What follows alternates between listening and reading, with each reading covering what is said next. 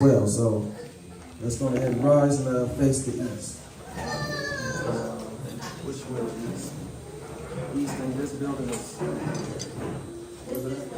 That way, okay, come.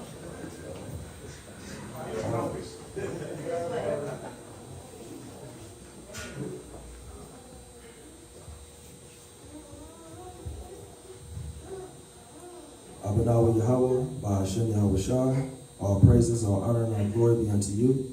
The Wadi Yahweh, the Wadi Yahweh Shai, Barakatah Yahweh, Barakatah Yahweh Shai. Father, we thank you for allowing us to come together upon this blessed and holy feast. We thank you for allowing us to come together and commune of good things, Father. We pray for the remission of our sins. We pray that you would have mercy on us, have compassion, and please show us your grace and correct us in all our ways, thoughts, and behavior as we presume to rededicate ourselves unto you through Yahweh Shai. We pray for an increase in faith, an increase in works, an increase in knowledge, wisdom, and understanding. And we pray that these things may be the stability of our times pursuant to Isaiah 33 and verse 6. Father, we pray for all Israel scattered throughout the four corners of the earth. Every sincere brother and sister in the truth, rehearsing the righteous acts. We pray for their blessings, for them to continue in the faith, to love one another, and to exhort one another, and to endure this thing unto the end. And we pray for the swift downfall and judgment of Babylon the Great, of Esau, his rulership and his dominion. We pray for it all to cease to exist, and we pray for that righteous spirit of the Maccabees to be upon our people in these last days, Father. All these things we ask and pray by Hashem, Hamashiach, Yahweh Shai.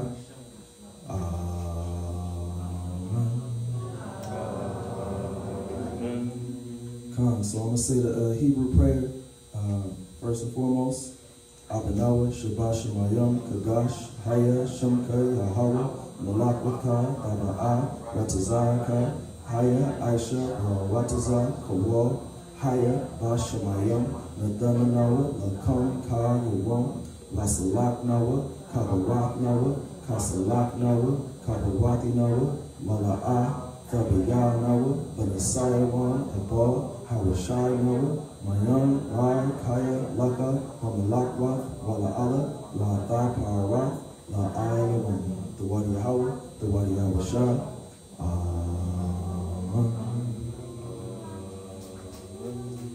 Now for the translation in English.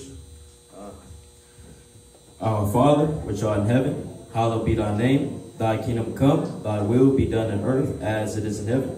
Give us this day our daily bread, and forgive us our debts, as we forgive our debtors. And lead us not into temptation, but deliver us from evil. For thine is the kingdom, and the power, and the glory forever. The Wadi Yahweh Hashem Yahweh Shai. Amen.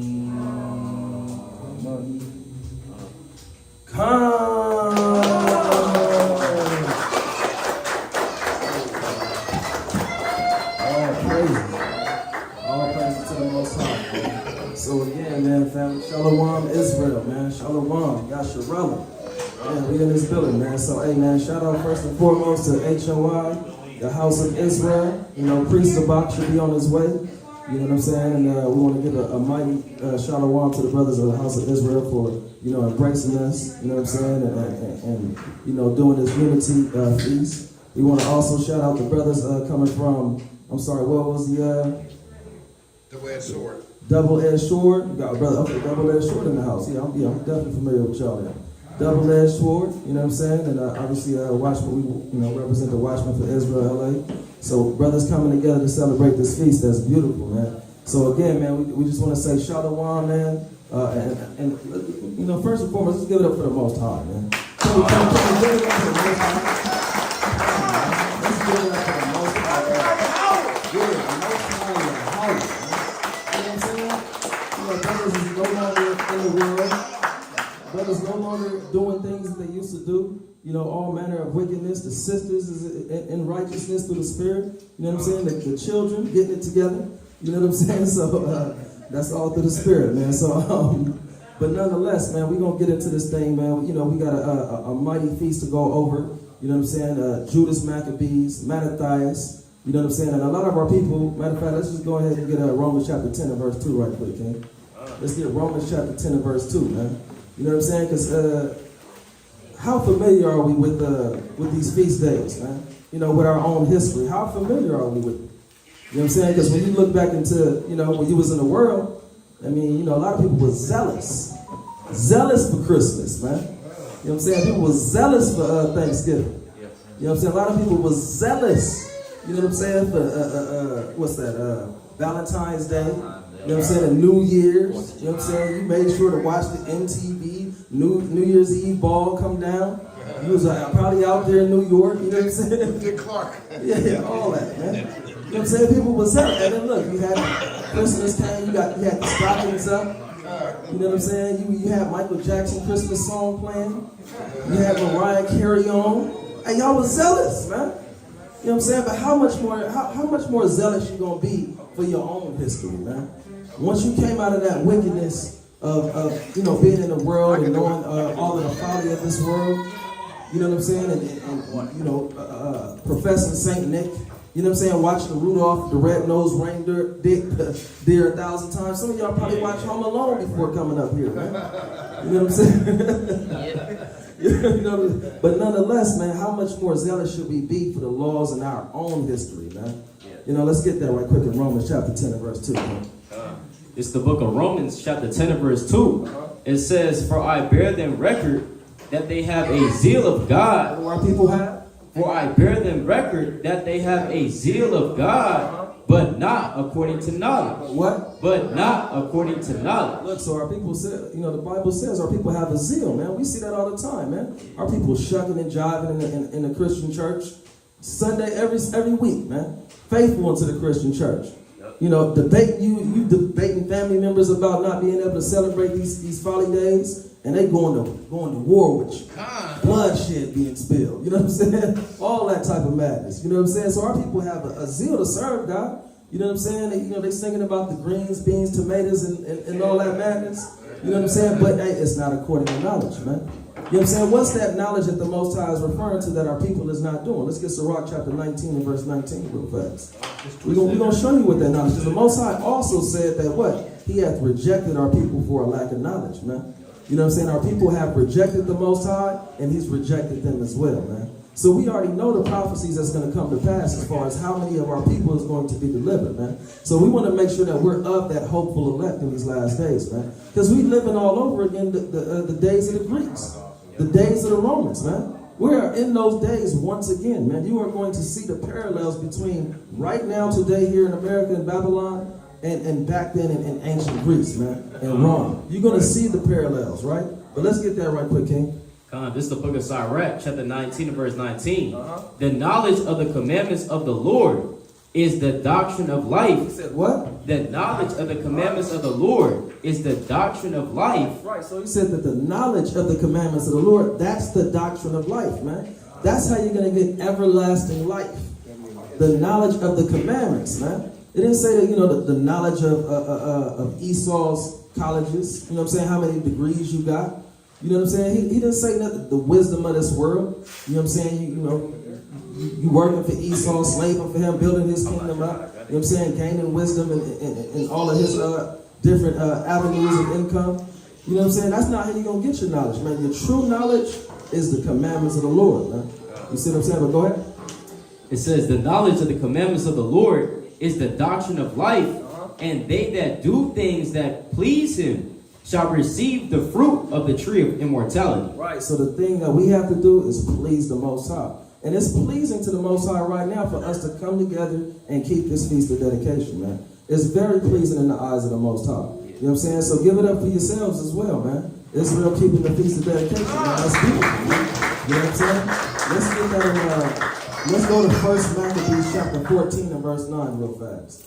1 Maccabees chapter 14 and verse 9. You know what I'm saying? We just getting some icebreaker precepts right quick. You know what I'm saying? Again, made mention. Y'all, Israel is beautiful. So, like the Most High said in Jeremiah chapter 6 and verse 2, have likened Israel into a comely and delicate woman. Right? You know what I'm saying? So, we are that bride that's preparing for her bridegroom. You know what I'm saying? That being Yahweh. You know what I'm saying? So we got to prepare ourselves for this marriage, man. You know what I'm saying? That we out here to seal the elect, the hopeful elect. Most High willing, we are of that number, Israel. So let's get that in 1 Maccabees chapter 14, and let's get verse 9. It's the book of 1 Maccabees chapter 14 and verse 9. It says, the ancient men sat all in the streets, Communing together of good things. No, they was hanging out on the block. Communing together of good things. No, they was repping the set out. Communing together of good things. Right, so he said the ancient men sat all in the street, man. Communing together of good things, man. You know what I'm saying? The conversation was that of holy things, man. You know what I'm saying? It was no corrupt manners. You know what I'm saying? Brothers wasn't talking about, hey, man, the ops is around the block. They just pulled up on us. You know what I'm saying? They wasn't talking about, hey, what you got on the sack, homie? You know what I'm saying? What you got on the fifth? You know what I'm saying? It was having conversations of righteous things. Communing of good things, right? Go ahead. Communing together of good things, and the young men put on glorious and warlike apparel. They put on what? And the young men put on glorious and warlike apparel. That was it on that. Yeah. So the young men put on glorious and warlike apparel, man. You know what I'm saying? And that also, you know, on a side note, that kind of lets you know the difference in attire between men and women. You know what I'm saying? The men put on masculine attire as opposed to the women putting on feminine attire. They always like to say that, man. You know what I'm saying? Oh, why you got on a dress? You wearing a dress, right? You know what I'm saying? So, but nonetheless, you know what I'm saying? This is our culture. You know what I'm saying? And of course, living on this Western society, man, they're always going to try to make it look like what we believe in is off. What we believe in is wicked. You know what I'm saying? It's, you know, it's evil. It's not. This is not how it was supposed to be. You know what I'm saying? But hey, you know, through the Spirit, the Most High is exposing all of Esau's lies, man. Exposing everything that Esau has, you know, brainwashed our people to believe in. You know what I'm saying? So, but let's go ahead and I want to get this article first. You know what I'm saying? Because a lot of people that come against Israel, they always come against the Apocrypha. We can't go into the Apocrypha, man. The Apocrypha is not canon, huh? You know what I'm saying? So we deal with that time and time again, man. Recently, my brother Yasharala and myself, man, we dealt with Jews for Jesus. Issachar, right? Mexican brother. You know what I'm saying? But he believed that, you know, the Jewish people are the real Jews, and he was pretty much identified himself as a Gentile. And he goes to a Messianic Jewish church. You know what I'm saying? But if you see that video, I mean, Yasharala gave him some daggers. You know what I'm saying? I poked him a couple times, you know what I'm saying? But that was all of the Most High, man. You know what I'm saying? So he tried to come against the Apocrypha, man. We hit him with a 1-2 punch that I got to do some more studying. You know, I got to figure this thing out, you know. But nonetheless, they had a excavation of an ancient, archaeological evidence showing that the Maccabean time period was absolutely real. You know what I'm saying? So we're going to read a little bit of that. Can you hit that title right quick, King? Yeah, this is from the Smithsonian Magazine. It says a 2,000-year-old Greek fortress has been unearthed in Jerusalem. Right, it said a 2,000-year-old Greek fortress has been unearthed in Jerusalem, right? So we're going to drop down to the second paragraph, I believe. Where it talks about Hanukkah. You have something? What's the title of the article? Yeah, he just said it. Read it one more time. Yeah, it says, this is the title. A 2,000-year-old Greek fortress has been unearthed in Jerusalem. Right, so they're just talking about an ancient finding of archaeology, right? So, and it's on the Smithsonian. That's a well-known website. You know what I'm saying? So, get that second paragraph, King. Second paragraph, and it reads, Hanukkah, which commemorates the story of the Maccabean uprising, celebrates the defeat of the Seleucid king Antiochus Epiphanes and the rededication of the Second Temple. The king had outlawed Jewish rites in 167 BC, ordering Jews to instead worship Zeus. To do what? Ordering Jews to instead worship Zeus. Right, so I mean, even I think if we read a little bit, did they mention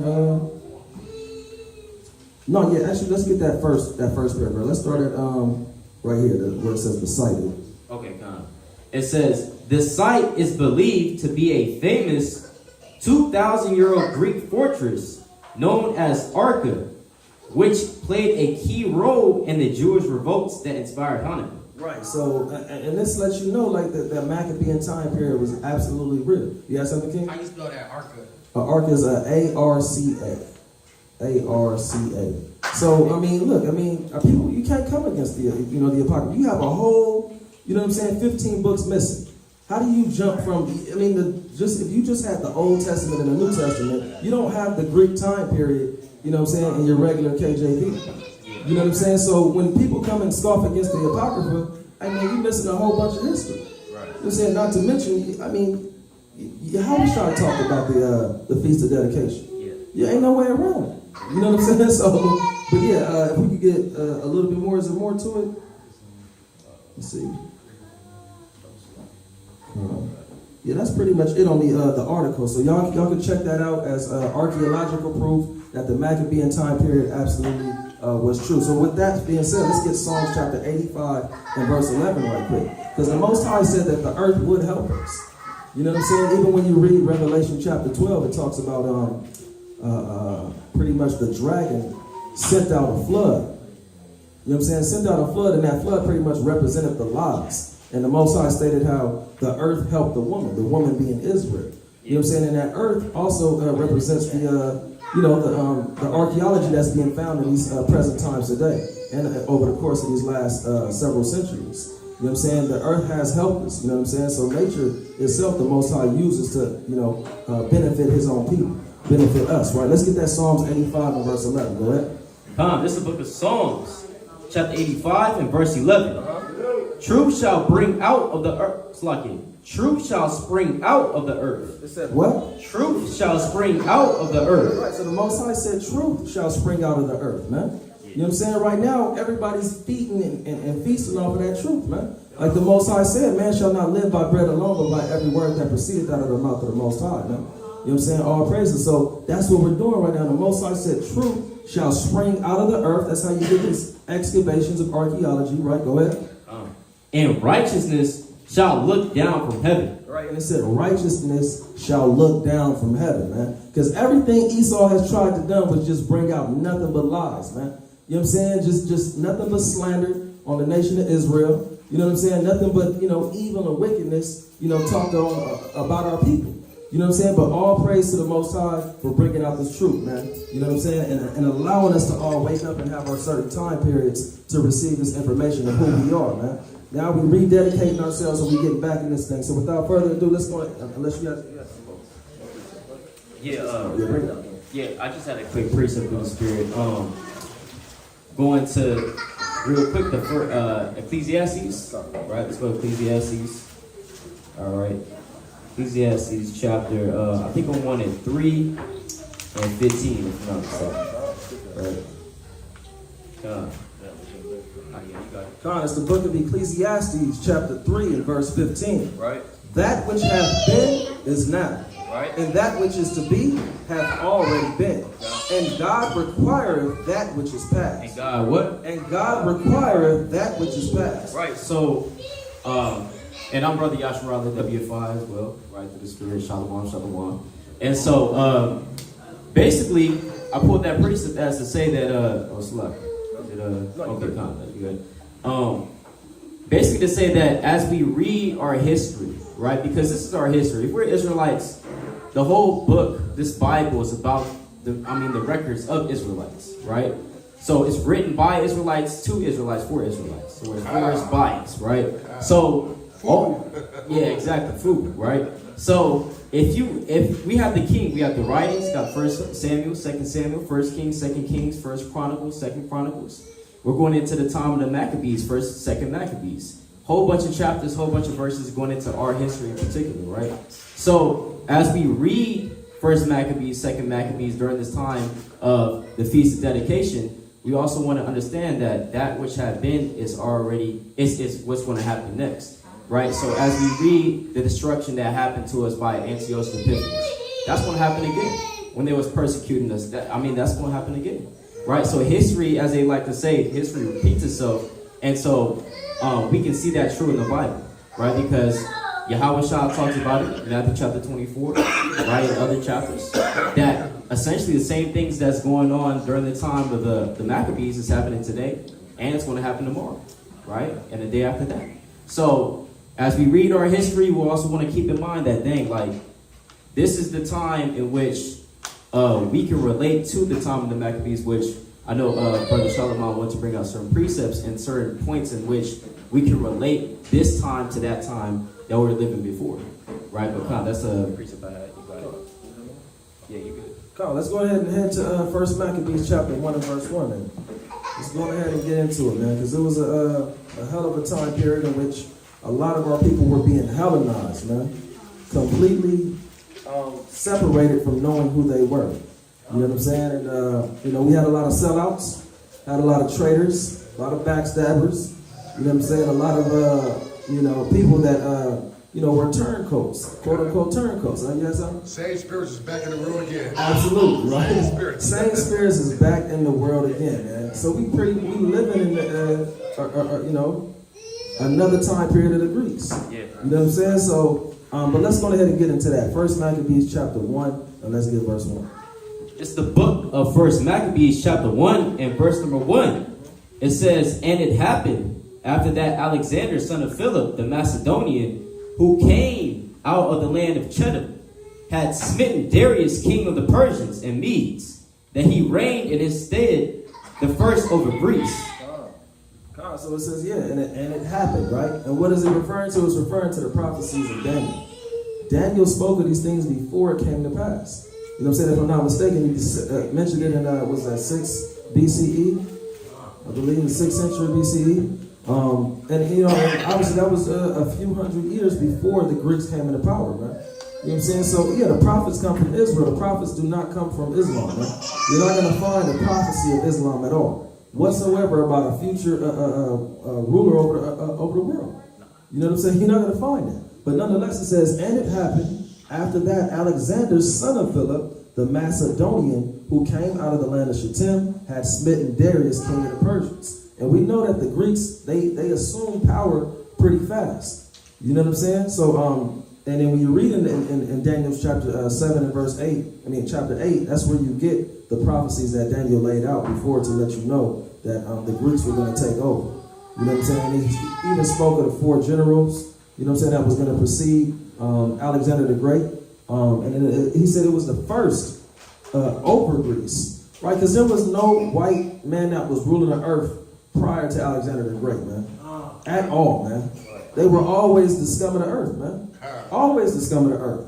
You know what I'm saying? So there was always second fiddle. You know what I'm saying? So, when he finally got his, when he finally got his moment, man, he was going to show his ass. You know what I'm saying? That's exactly what he was going to do. Real quick, let's go to Obadiah, I think. I want Obadiah 1, and where I think it talks about the brother, him watching the destruction of Babylon, of Jerusalem. Yeah, verse. Come. You see that? In the day of thy brother. Yeah. Let's go ahead and start at verse 10 now. Bring it out, King. Come. It's the book of Obadiah, chapter 1 and verse number 10. It says, for thy violence against thy brother Jacob, shame shall cover thee. It said what? For thy violence against thy brother Jacob, shame shall cover thee, and thou shalt be cut off forever.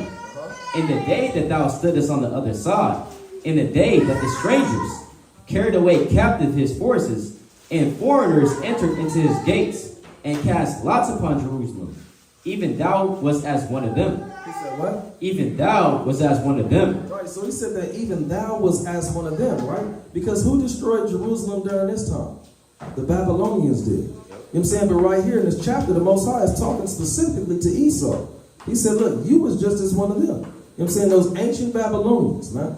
You was just like them. And lo and behold, like it says in Psalms 137, hey, Edom, you the daughter of Babylon. Yes. You're the virgin daughter of Babylon. You're going to be ruling in that mystery Babylon the Great.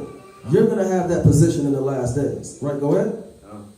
It says, verse 12, but thou shouldest not have looked on the day of thy brother, in the day that he became a stranger, neither shouldest thou have rejoiced over the children of Judah in the day of their destruction.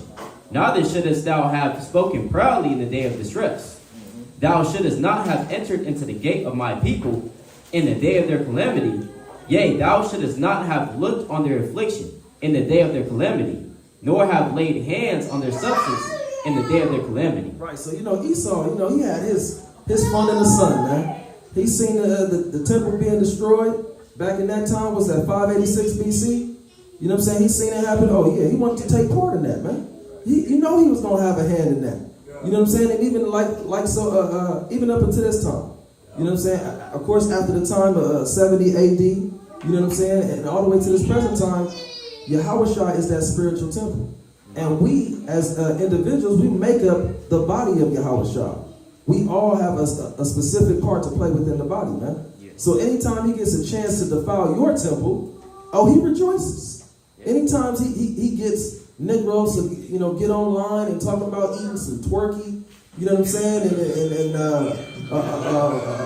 rotisifying some ham and Coca-Cola for 48 hours.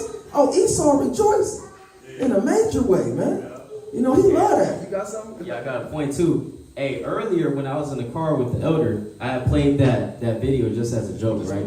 Because I was connected to the ox. Right? And hey, the first 2 seconds of the video, he already knew what it was. So, right? But I clicked on the video, but the thing is, it played 2 ads before I could even watch the video. So when the ads is on the video, that means that what? That it's monetized. So obviously Esau is supporting the madness that this brother's bringing out, right? The what is it? The Coca-Cola ham, right? The glazed. Oh yeah, right? that idea was off, man. Man. So and Esau loves that, man. So we was, and then look, we're about to read about it. The sellouts in First Maccabees, when we had some chief coons. You know what I'm saying? We got chief priests and all that. We had some chief coons during that time, man. You know what I'm saying? And likewise, up until this day, man, you got a lot of these people within, politics, Candace Owens of the world. You have, some other sellouts in that. You say who? No, I just had a priest on that thing. You got it. Okay, yeah, we'll bring that out. And, in the sports world and entertainment world, you got the Stephen A. Smiths, you got the Charles Barkleys. You know what I'm saying? You got some of them be in and out of the corner. Sometimes they'll say something. Charleston White, he'll say something every now and then, like, yeah, that's on point. And he'll get, shucking and jiving again, man. Shannon Sharp as well. Shaq too. Yeah, Shaq, it's a lot, man. You know what I'm saying? So, hey, man, but hey, the Most High said, 2/3 of our people gonna perish, man. They're gonna perish. Your brother said we got a priest, so let's bring it out, man. This is First Maccabees chapter 1, going on to the behavior of. That's mine. Come. First Maccabees chapter 1, right? And verse number, let's see here. Verse 20. Right? First Maccabees chapter 1, verse 20. Yeah, you're right there. It's the book of First Maccabees chapter 1 and verse 20. Right. And after that, Antiochus had smitten Egypt. Right. He returned again in the 143rd year, Right. and went up against Israel and Jerusalem with a great multitude. Right. So after Antiochus had smitten Egypt, that wasn't enough. Right? Egypt wasn't enough. In order for you to get to Egypt from Greece, you would have to what? You would have to go through Israel. Right? You would have to pass Israel. Either if you're going by the sea, you would still pass Israel. Right? So he smit Egypt, so he took Egypt down, but he still went back up to Israel and Jerusalem with a great multitude. And what did he do?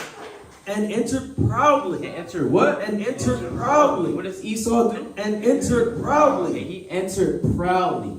Wherever he goes, he enters proudly. He entered the shores of America proudly, man.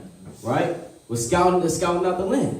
We had our brothers, the so-called Native Americans of the 10 tribes, man. Here, trying to deal with them, and we know what happened. We know what happened next, right? So wherever Esau goes, he enters proudly, right? Into the what? Into the sanctuary. So he entered proudly into our temple, into our sanctuary, right? That's the pride of Esau, man. He has no respect for our laws or anything like that, for anything holy, right? Go ahead. Come. And took away the golden altar, right, and the candlestick of light, right, and all the vessels thereof. Right, the golden altar, the candlestick of light, as you see the menorah, right, and the vessels thereof. Go ahead. And the table of the showbread, right, and the pouring vessels, and the vials, and the censers of gold, and the veil, and the crowns, and the golden ornaments that were before the temple. Yep. All which he poured off. Right, so he poured off all of this. Right, now let's go down to verse 24. So all our holy vessels that we had in the temple, in the sanctuary, right, that not even, if you're an Israelite, you wouldn't even dare go in the temple. I'm Judah. I can't do it. So here you go, Esau, right? The filth of the scum of the earth coming into our temple and sanctuary, man. It shows you the pride of Esau, right? Let's go to verse 24. Verse 24. Right? And when he had taken all away, Yeah. he went into his own land, Right. having made a great massacre. Having made a what? Having made a great He massacre. made a great massacre of us. You know, like, that reminds me of Doeg the Edomite. Right. Doeg the Edomite was not ashamed, if any brother has read, 1st and 2nd Samuel, Doeg the Edomite was not ashamed at all to fall upon, meaning to kill the Lord's priest, man. Right? He had no shame at all. Yeah, I'll do it. I'll do it. Yeah. Hey, you don't have to tell me twice. That's no problem. Right? You got to What's get the it. name? You said Goy the Edomite? Doeg the Edomite. Doeg. D-O-E-G, I believe, right? Doeg the Edomite, right? So it says, Doeg. you said what? Where you read about Doeg? 1 Samuel, I believe. Okay. Right? 1 Samuel? Yeah, I Yeah. think I sort of like, well, that's another Edomite. First Kings 11. Okay, yeah. That came up against Solomon. Yeah. Okay. Yeah, So, yeah, somewhere around there through the Spirit, and we can find it if we can. Chapter 22? Okay, right. All praise. But yeah, keep going on that, King. Verse 25. Oh, Somebody at the end of verse 24. And having made a great massacre, Right? and spoken very proudly. And spoken what? And spoken very proudly. And so he probably, and this is Esau. We know that every time Esau takes us down or has us in subjection, he likes to speak proudly, right? He likes to speak proud. I mean, just imagine the words that he was speaking against us.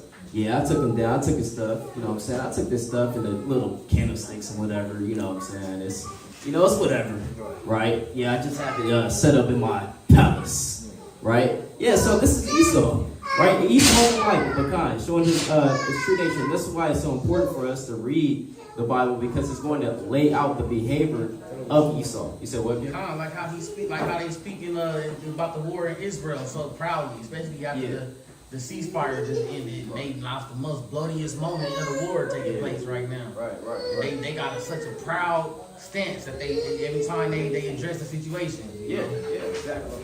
Yeah, Esau always has a proud spirit. Even against the other nations, he even has a proud spirit. You know what I'm saying? He would even say against, like, for example, I remember when Trump called, Kim Jong-un of North Korea, he said, yeah, little rocket man, right? Yeah, we would take him down, and Japan can just watching the Sony TV.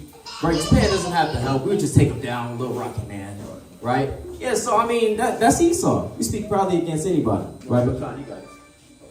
Yeah, that's it. Come man, absolutely, man. If we can, let's get first, real quick. We're gonna go back to Maccabees. Let's get First Ezra chapter 4 and verse 45 to show. Because some people stumbled at that Obadiah thinking that wasn't talking about Esau, man. You know what I'm saying when it says when it talks about his brother.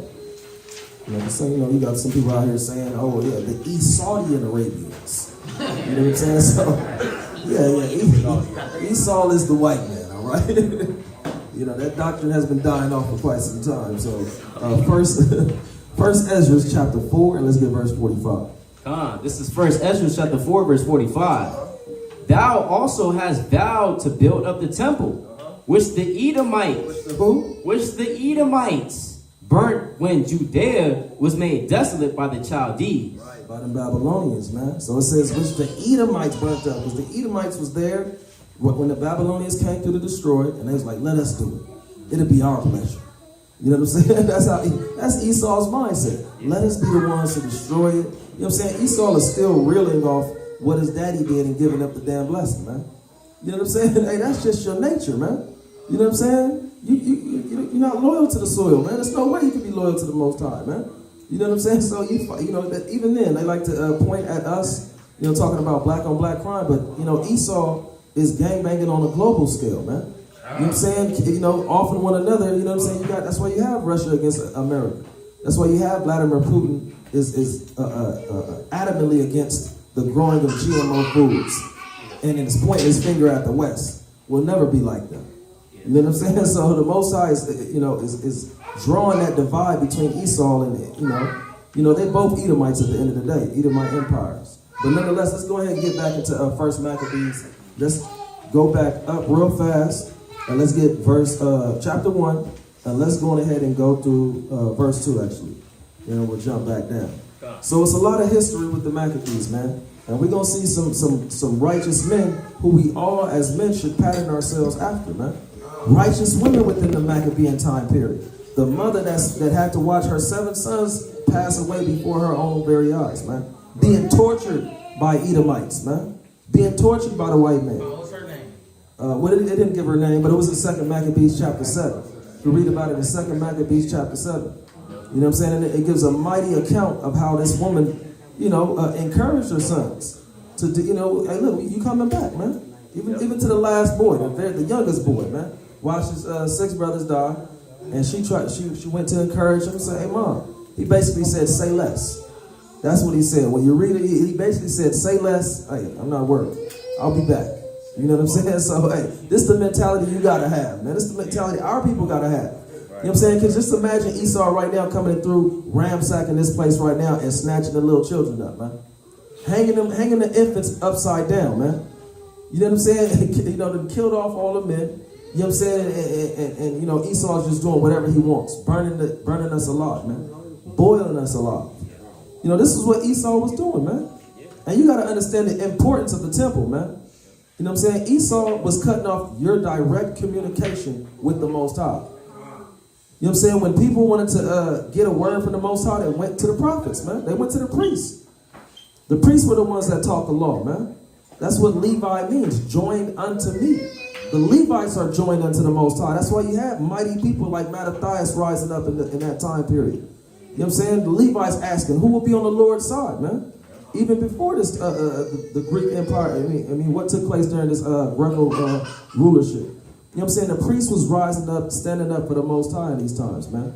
You know what I'm saying? So, but let's go ahead and get this chapter 1 and verse 2. Bring it out, King. This is the first Maccabees, chapter 1 and verse 2. And made many wars. What did the Greeks do? And made many wars. And won many strongholds. And slew the kings of the earth. Right, and they slew the kings of the earth, man. So some of the wars that took place that Alexander was a part of, even prior to, because the Greeks came into power at what time period? What was the year? Anybody know, man? We got to know our own history. Y'all know. You say, huh? 70 AD? No, not 70 AD. You say, who said it? Around that time, 333 BC.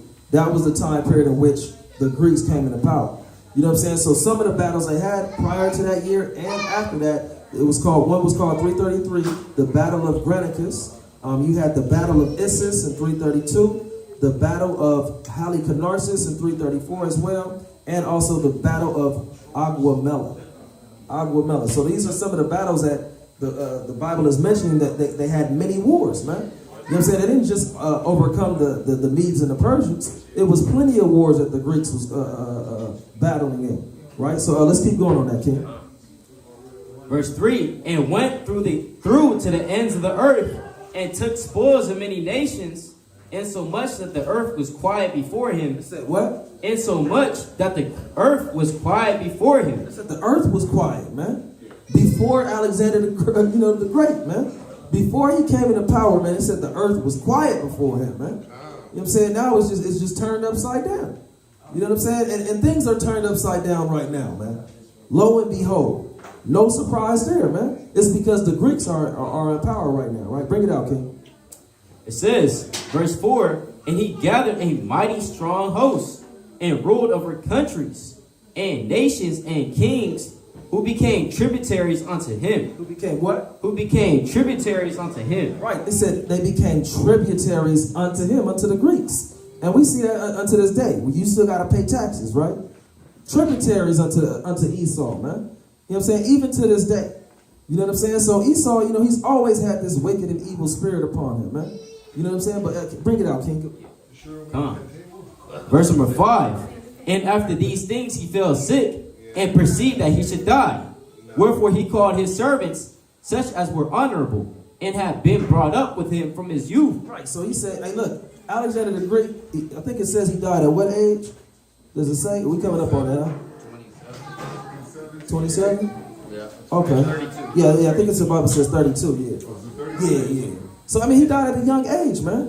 You know what I'm saying? And you read Wisdom of Solomon chapter 2, it gives you the mentality of the white man. You know what I'm saying? They have the mentality, hey, we here for a good time, not a long time, man. You know what I'm saying? So we're going to live it up right now, man. They are the epitome of the YOLO spirit, man. The epitome of that. You know what I'm saying? So it said that, one more time, it says, after these things, he fell sick and perceived that he should die. You know what I'm saying? So, you know, Esau, the white man, he holds Alexander in high regards, man. You know what I'm saying? We learned about him in school. Hey, man, I couldn't stand the white man's history in school. You know what I'm saying? That's why I didn't last in high school, man. I didn't last in middle school. I didn't go too long to school. You know what I'm saying? So I couldn't stand history class, man. I couldn't learn. That's all you learned about, man.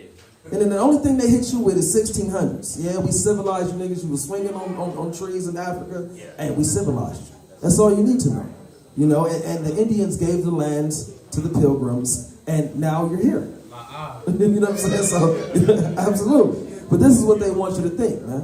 You know what I'm saying? Revisionist historians. That's what the white man is, revisionist, right? You know, and you know, they came into power, so they can rewrite history. They have that power and authority. You know what I'm saying? But when we come into power, hey, it's going to be the truth.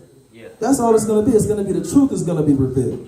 And Esau is going back to his natural essence, man. A cave beast. That's what he's going back to. You have some, King? Esau teaches his story. His story, absolutely. His story. Right, absolutely, right? So, and then, you know, look, Alexander, he was a freak, man. Just plain and simple. He was a freak. He was off into homosexuality, as a lot of the Greeks were. You know what I'm saying? When you talk about, you know, we're going to read about it, the place of exercise. We're coming up on that, right? Gymnasium. What does gymnasium mean? It means naked exercise. When you see a lot of those ancient Greek sculptures, you see what? You see two white men wrestling naked. You know what I'm saying? You know a lot of y'all was into wrestling in your youth. A lot of y'all was Stone Cold Steve Austin to the death, man. Undertaker. You know what I'm saying? You was Ahmed Johnson out here, man.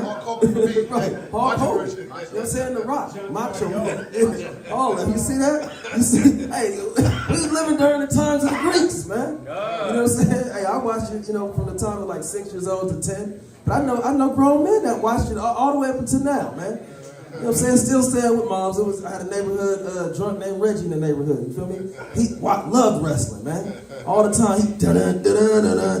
You know what I'm saying? So, hey, Esau get you into the mix, man. Yeah, man. He get you into the mix big time. You know what I'm saying? So, but you know, he was a freak, man. Alexander the Great. So we see, and you go to the gym today, man. Go to the gym today. You see a lot of freaks in the gym, man. Walking around that butt ass naked, man. You know what I'm saying? And it's a lot of Esau, a lot of older Esau, man. Just in the gym naked, like waiting for you to make eye contact with him. Like, come on, man. You know, and that lets you know who that profane and vile person is in the earth, man. Who the Most High is talking about when he's talking about the son of perdition. You know what I'm saying? You think it's just one antichrist that's going to come and just be so charismatic he going to sweep everybody off their feet? Hey, that's madness, man. The Most High is talking about Esau, man. The white man. That's who he's talking about. There's no people more vile in the earth than him. Break it out.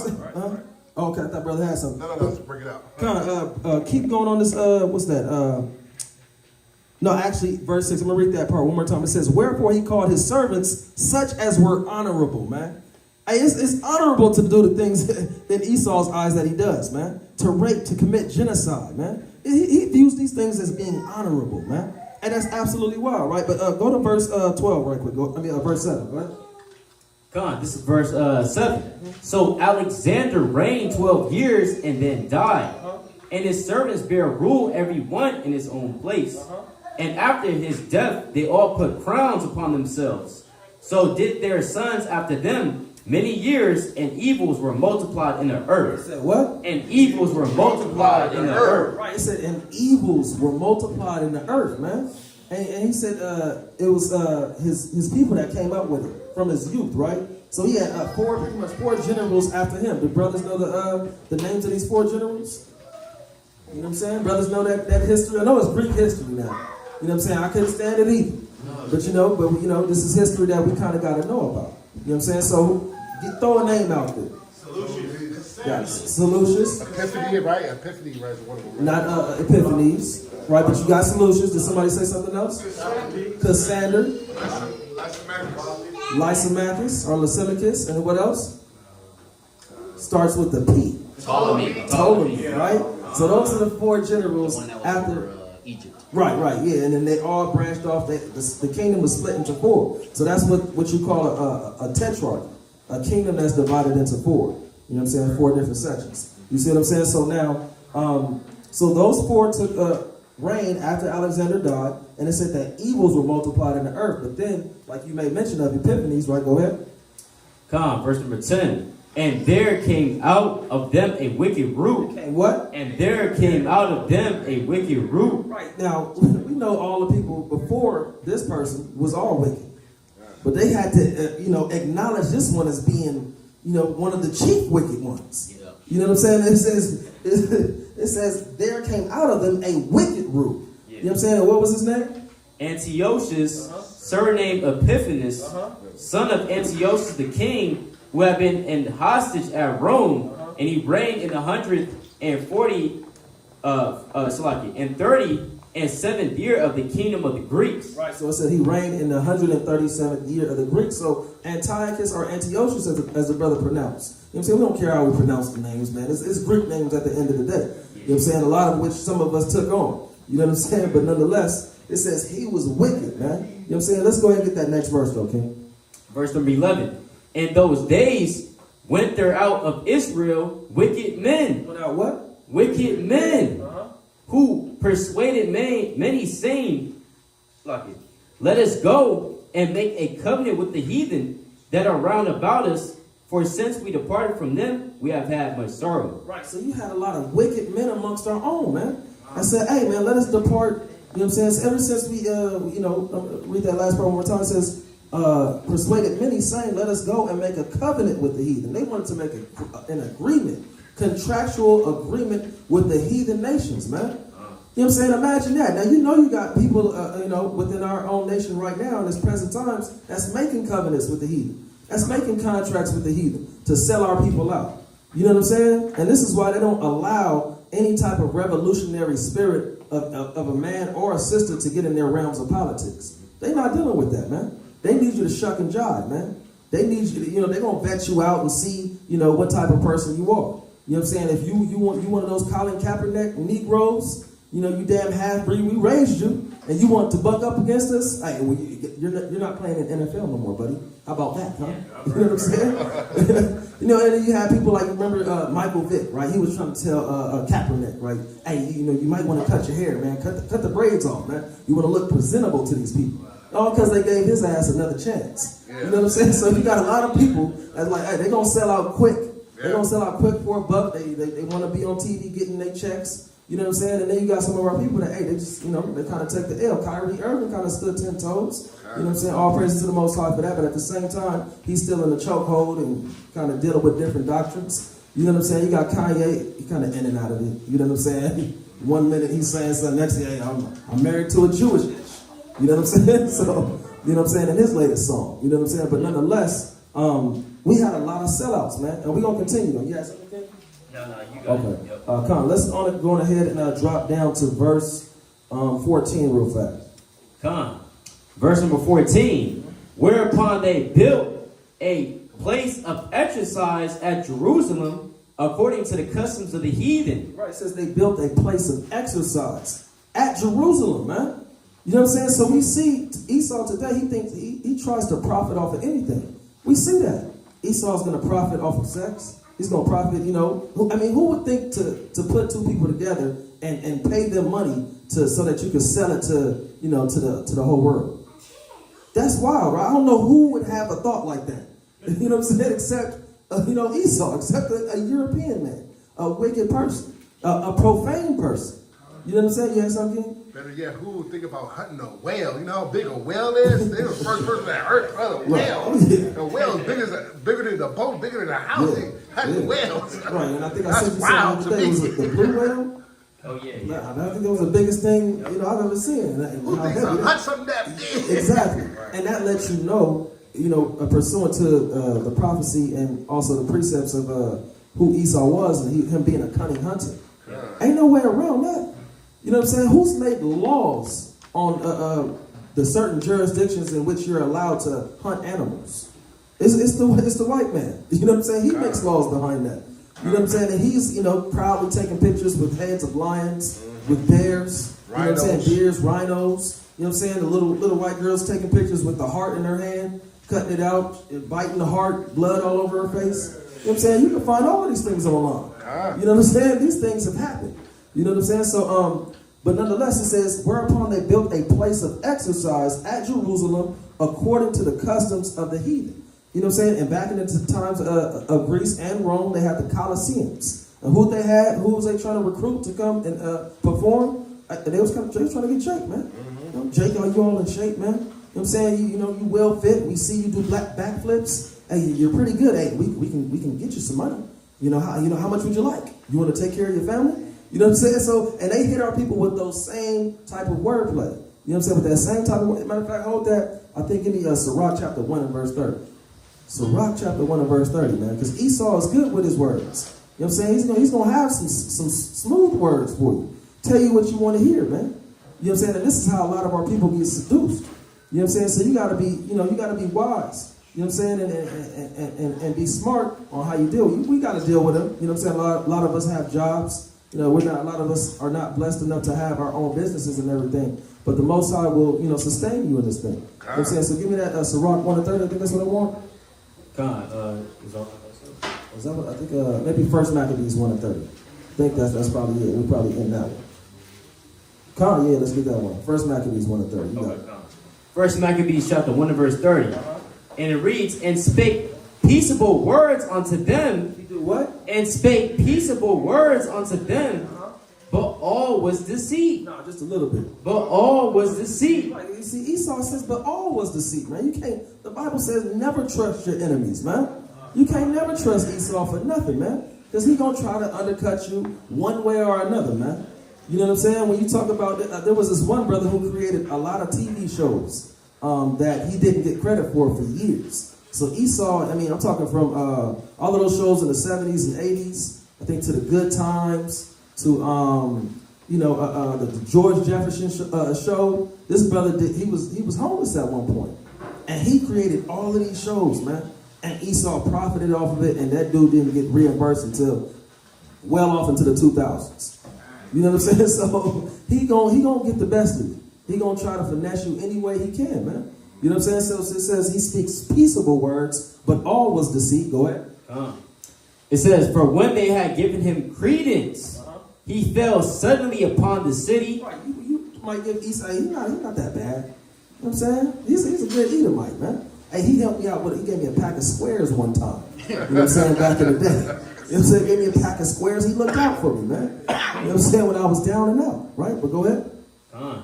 It says, he fell suddenly upon the city and smote it very sore and destroyed much people of Israel. Right, and that's his whole goal and intention, man, is to destroy much people of Israel, man. And that's what he has done, right? So we're going to continue on. We're going to continue drop down, and we're going to go ahead and get, let's go ahead and get, you know what? Did we pass it? You had something? Yeah, I just had something real quick, right? So this is the definition of credence, right? Because it says that Esau came into our land and he started to speak peaceable words unto us, right?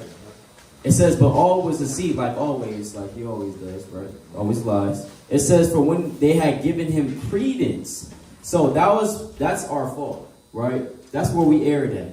When we gave Esau credence. So when you look at the definition of credence, it says, belief in or acceptance of something that's true. So we don't accept Esau, man. We don't accept the so-called white man, right? We don't accept this wickedness, man. We're not getting down with that, right? So but Romans 15 verse 4 is clear. This is written for our learning, so that we should never trust an Edomite, man. Right? He's speaking all these words saying, yeah, I'm going to do you good. Hey, this, that, and third. Look, we're not trusting you, Esau. Right? We're not trusting you, man. Because this is what happens when you trust Esau. He falls suddenly upon the city. Right? And destroys us. Right? Khan, yeah, that's it on that, you guys. Yeah, you got it. I just want you to get that next verse, verse 15, and then we'll drop down. So let's go ahead and get there. First Maccabees 1 and 15. This is First Maccabees chapter 1 and verse 15. And it reads, and made themselves uncircumcised and forsook the holy covenant. And did what? And forsook the holy covenant and joined themselves to the heathen and were sold to do mischief. Right, and sold themselves to the heathen, man. You have something? It's like the scripture says in Psalms 58:21, it says, "Words are smooth as butter." Oh yeah. The war was in his heart. Absolutely, right? So it says, and made themselves, after they followed the customs of the heathen in the realms of sports, you know what I'm saying? And we see that today. Our people are heavy off into the sports, like 75% of black in the NBA. You know what I'm saying? We see how baseball is, all of these things, man. You know what I'm saying? Our people dominate these sports. And Esau is profiting big off of our people. And, hip-hop, R&B, whatever, all the different genres we created. Esau is distributing the few millions he's given to these artists. And they losing it just like that. Realizing all of the stuff that, the promotion of their album and all that stuff costs. And we're taking it out of your check, man. You know what I'm saying? Now you down to 200,000. You know what I'm saying? And everybody think you just balling out, man. You balling out of control, man. So Esau, you know what I'm saying? He just, he does anything he can to get our people to believe in his madness, right? So it says, and made themselves uncircumcised, right? So how do you make yourself uncircumcised? Well, you can do that spiritually and literally. You know what I'm saying? Spiritually is just you completely following away or disregarding your heritage, which our heritage is what? The law, statutes, and commandments. That's our heritage. And you completely following after the Greek fashions. You following after the Roman customs. You know what I'm saying? Some of our people following after Elon. Often the Christian. Following after the African spirituality. You know what I'm saying? Often to your crystals and your rocks. You know what I'm saying? You love your horoscopes. You know what I'm saying? Your sun is in Cancer. You know what I'm saying? But you in Aquarius. You know what I'm saying? So, all that. That's the fraternities, sororities, Yeah, you got it. Yeah, AKA ski. You know what I'm saying? All of that. These girls, they be happy into it, man. Now you got another ski. Y'all know what that is, man. You know what I'm saying? But nonetheless, he says he caused them, and they were sold to do mischief. We're going to drop down to verse 41. Then we're going to read chapter 2. We're going to get into verse 41 real quick. Go ahead. This is 1 Maccabees chapter 1, verse 41. Moreover, King Antiochus wrote to his whole kingdom that all should be one people. That all should be what? That all should be one people. What are we here in America? That all should be one people. Y'all Americans, right? Yeah. Y'all Americans. We one people. I'm your brother. You know what I'm saying? After all the genocide and raping and robbing he done did, hey, we're all the same. We're going to be in the kingdom together, brother. Right? You know what I'm saying? Likewise, hey, Antiochus said, look, hey, all should be one people. That's how they did it in the times of the Greeks. Now, so when people read the New Testament, they automatically think Greek is just talking about a white person. No, not at all, man. You know what I'm saying? Anybody could have been a Greek. Any race of person could have been a Greek. But we know by and large they had our people there. Because they know if they get us, hey, they got the world. Right? Matter of fact, hold this. Let's get Judith, I think I'm on Judith chapter 5, and let's get verse 6 right quick. You got something? Matter of fact, all Edomite empires that didn't have Israel, they all failed. All the empires all their major empires, we was their servants or their slaves. They prospered, without us, they don't prosper. Yeah, no profit whatsoever. Even going back all the way to our forefathers. You know what I'm saying? The progenitor of the 12 tribes, Jacob. You know what I'm saying? What happened when he was trying to leave Laban? And Laban realized how much money he made off of Jacob. And Jacob said he grabbed his wives and his children. Hey, I'm up out of here, man. I done did everything I could for you. It's time for me to go. But he really said, Laban said it himself. He said, I've made so much of it. You know what I'm saying? Loosely paraphrase. Right? But let's get this in Judith chapter 5. And let's get verse 6. Now, you had a heathen right here. A heathen giving another heathen gain on our people. He's letting him know how it is that we move and we operate, and what it is that allows us to prosper, and what it is that that allows us to suffer. Right? He's going to expound. Right? Watch this right quick. You want to Judith 5 and 6? 6. Okay, come. This is Judith chapter 5, verse 6, and it reads, "This people are descended of the Chaldeans." Right. So he says these people are descended of the Chaldeans. Right, and that's actually going into about Abraham, because Abraham was born in the land of what? You see what I'm saying? So, technically speaking, would be a Chaldean, right? You know You know what I'm saying? But go ahead. And they sojourned heretofore in Mesopotamia, because they would not follow the gods of their fathers, which are in the land of Chaldea. For they left the way of their ancestors and worshipped the God of heaven, the God whom they knew. So they cast them out from the face of their gods, and they fled into Mesopotamia and sojourned there many days. Then their God commanded them to depart from the place where they sojourned, and to go into the land of Canaan, where they dwelt, and were increased with gold and silver. Right, so he's letting them know the history of what took place with the Israelites, right? So we're going to drop down to verse, let's get verse 17 right quick. Right, go ahead. This is verse number 17. And while this they sinned not before their God, they prospered, because the God that hateth iniquity was with them. Right, so he said, and whilst, Salaki one more time, he said, and whilst they sinned not before their God, they prospered, right? So all praises, man. The priest is here, man. The priest Zabak is in the building, man. He gonna carry it for us, man. You know, so he gonna carry it, man. So it says, one more time for verse 17. It says, and whilst they sin not before their God, they prosper. So when we don't sin against the Most High, we prosper as a nation of people. You know what I'm saying? We thrive. You know what I'm saying? And Esau knows that. So what do you think he's gonna do? Every time, and he brings up Negroes like Twerky. You know what I'm saying? So he pays them off. You know what I'm saying? And he's gonna do anything he can to keep you in sin. You know what I'm saying? So by any means necessary. You know what I'm saying? All the meat, other meat is expensive. Hey, but that pork, you get $5.99. Get you a couple pounds. You know what I'm saying? So hey, what else? What else he gonna hit you with? You know what I'm saying? He's always gonna hit you with sexually explicit images, keep you in sin that way, bound, to sin by your flesh. He's going to do anything he can to keep you bound in sin. That's his job. You know what I'm saying? He plays the role of Satan on the earth, man, to keep you in sin, right? So it says, and whilst they sin not before their God, they prospered. Go ahead. Because the God that hateth iniquity was with them. He said, because what? Because the God that hateth iniquity was with them. He said, because the God that hateth iniquity. Like it's saying in Isaiah chapter 59 and verse 2. It says, because your sins have separated you from your God. You got to know that God truly hates sin. And when you are indulging in things that are contrary unto the Most High, hey, look, the Most High is not dealing with you on no level. Right? Like it says in Wisdom of Solomon chapter 1 and verse 5, it says, wisdom departed from a malicious soul.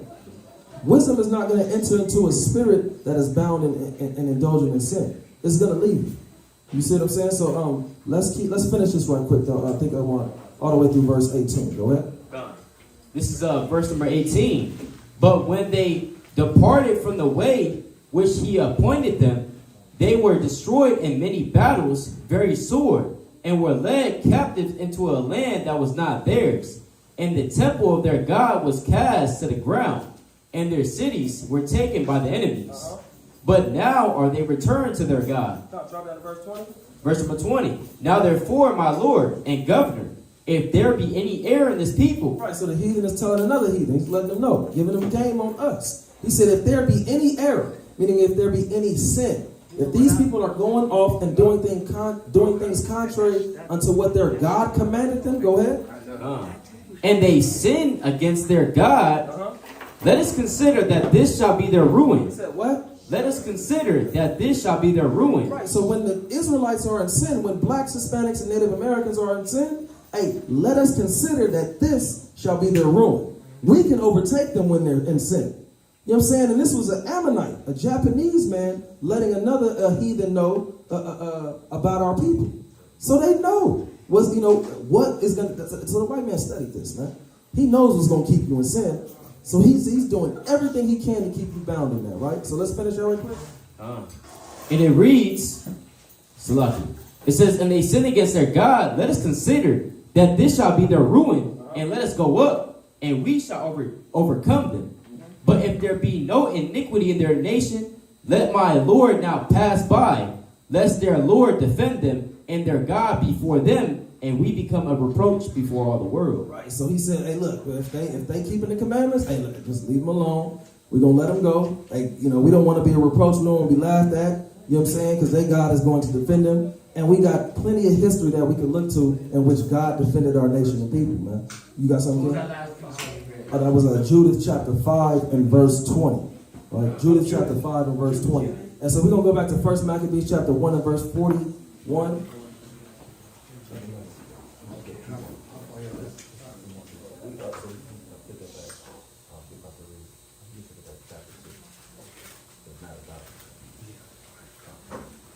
So 1 Maccabees chapter 1 and verse, let's get back to verse 41. I think we read that. So next verse. Come on, bring that up. This is 1 Maccabees chapter 1 verse 42. And everyone should leave his laws. So all the heathen agreed according to the commandment of the king. Right. So all the heathen agreed to that to the consent of one religion. Don't that sound familiar?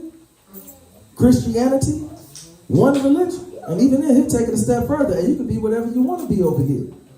You want to get off into Islam? Hey, go ahead and do that. You know what I'm saying? Hey, we're going to create Chrislam. Christianity and Islam together. We do whatever you want to do. However you want to do it, we get down. You know what I'm saying? That's Esau's mentality. Anything goes over here. You know what I'm saying? They like to talk about Las Vegas being the Sin City. Come on now. Hey, this whole place is Sin City, man. You have something? Go ahead. And that one religion in America is really just the American dream. You know what I'm saying? Celebrate Christmas, have your family, get your house, get your car. You know what I'm saying? And so you have all nations coming here calling themselves Americans. Yeah, I'm just from here. Speaking English, the American dream. Right. But yeah. Even then, I like to go back to certain people and hearing what they stated. Nicki Minaj once stated before she came over here to the States, and she said she thought America was a place of golden buildings. You know what I'm saying? So that's the perception a lot of people have, man. So much so that you see, you trip. You don't even see a lot of people keeping their same customs anymore. You used to see a lot of sheik or East Indians wearing their turbans and all that. They sheiks. You don't see that no more. I went out of town, and I was surprised to see some East Indians, wearing their turbans. You especially don't see that in LA. Not too often. You know what I'm saying? And likewise, Moab, you don't see them dressed down in their garments, using chopsticks and all that. No, they dress like you. They wearing an LA hat now. You know what I'm saying? Hey, Moab tattooed down. You know what I'm saying? The Moabitess woman. You know what I'm saying? She putting braids in her hair now. You know what I'm saying? She talking all so-called ratchet. You know what I'm saying? They trying to see all these nations. They only know us through the Hollywood movies. You know what I'm saying? So whatever perception Esau is throwing up of our people on the TV screen, that's what these other nations view. That's how they view us. You know what I'm saying? But let's keep going on in that first Maccabees, and we're going to pass it off. Go ahead, King. Come. Verse number 43. 43 or 40? Okay, come. Yeah, 43. Yea, many also the Israelites consented to his religion and sacrificed unto idols and profaned the Sabbath. What? And profane the Sabbath. So it said many, most, the majority of our people consented into this religion. You know what I'm saying? It said, and they sacrificed unto idols. You know what I'm saying? So, hey, they were sacrificing to Zeus. You know what I'm saying? They were sacrificing to Hercules. You know what I'm saying? All these Greek gods and goddesses. That's what our people was doing, man. You know what I'm saying? They was and what else did they do, right? And we, look, parallels to today. Same thing that was going on back then, hey, it's going on right now. You got people people looking forward to December 25th. They're going to put some cookies and milk out there for St. Nick. You know what I'm saying? Hey, that's an offering, man. Right. You know what I'm saying? And our people giving offerings to these damn idols. Yeah. Right? You see what I'm saying? Go ahead. And on another fold, too, they're dedicating their house, right? Dedicating the tree. Decorating it. You know what I'm saying? Decorate their house. Hey, brother, seen the madness, man. Driving by these houses, man. Oh, yeah. Also on that. You got something? Let me get a precept. Romans 12 and 1. You mean read it, King? Yeah. Yeah. You sure you want that table, Elder? Yeah, give me, Nah, we good. Okay. We gonna make it work. Right. Give me Romans 12 and 1. So read that again in Maccabees when you left off at. Romans 12 and 1. This is first Maccabees. Yeah. First Maccabees chapter 1 and verse number 43. Yea, many also of the Israelites consented to his religion. They did what? Consented to his religion. They consented to his religion. So just like today, our people, what? They want to be joined to this world. Right? They make Christmas a religious holiday, but it's really not. Because they try to say it's the birthday of the Messiah, but it's not. Right? But they consent unto the religionist society. They don't even realize they into sun worship. When they celebrating Christmas, they worshiping the damn sun and Nimrod. Right? So that's the false religion that they're consenting to, just like during the time of the Maccabean revolt and the Greek Inquisition. Read on. And sacrifice unto idols. And did what? And sacrifice unto idols. So go to Romans 12 and 1 now. So now what did Paul tell our people during the time of the Romans? Just like today. All right. The word in Maccabees, the word there is used consent. But Paul is going to use a different word, meaning the same thing. Right? Going along the same lines. Read Romans 12 and 1. It's the book of Romans chapter 12 and verse 1. He got it. I beseech you therefore, brethren, by the mercies of God, that ye present your bodies a living sacrifice. We present our bodies a living sacrifice. How do we do that? By a show of hands. Let me see. How do we present our bodies as a living sacrifice? I know you know, sis. I know you know, Yaquab. Brother, what's your name, man? Tazawar, brother Tazawar. Keep the commandments. Keep the commandments. What else? How do we present our bodies as a living sacrifice? I know y'all know. Let me get somebody new. I know. Let me get somebody new. Let me get a new face. How do we present our bodies as a living sacrifice? Karima? Keeping our high holy days, which is also along with keeping the commandments, right? What else? How do we present our bodies as a living sacrifice? Preaching the gospel. Don't yell out. I said by show of hands. All right. Right? Go in the back. Spreading the word. Spreading the word, teaching the gospel. You was right, but you yelled out. Good? Right? That's the main way. Us brothers out there on the front line. Good? You sacrificing yourself. You know, when you go out there, you facing death. You really preaching treason against this kingdom. Right? We preaching our people to teach, to come back to the commandments, but we also bringing out the prophecies. We also telling Esau's kingdom going to fall. Right? So you're presenting your body as a living sacrifice. Everything else y'all said is true also. Right? The high holy days, the commandments. You know, tonight, getting here tonight is a sacrifice. You got to work, cook. You got to get off of work, go home, get yourself together, drive out here, get everything together, make sure I forgot this. Got to go back, right?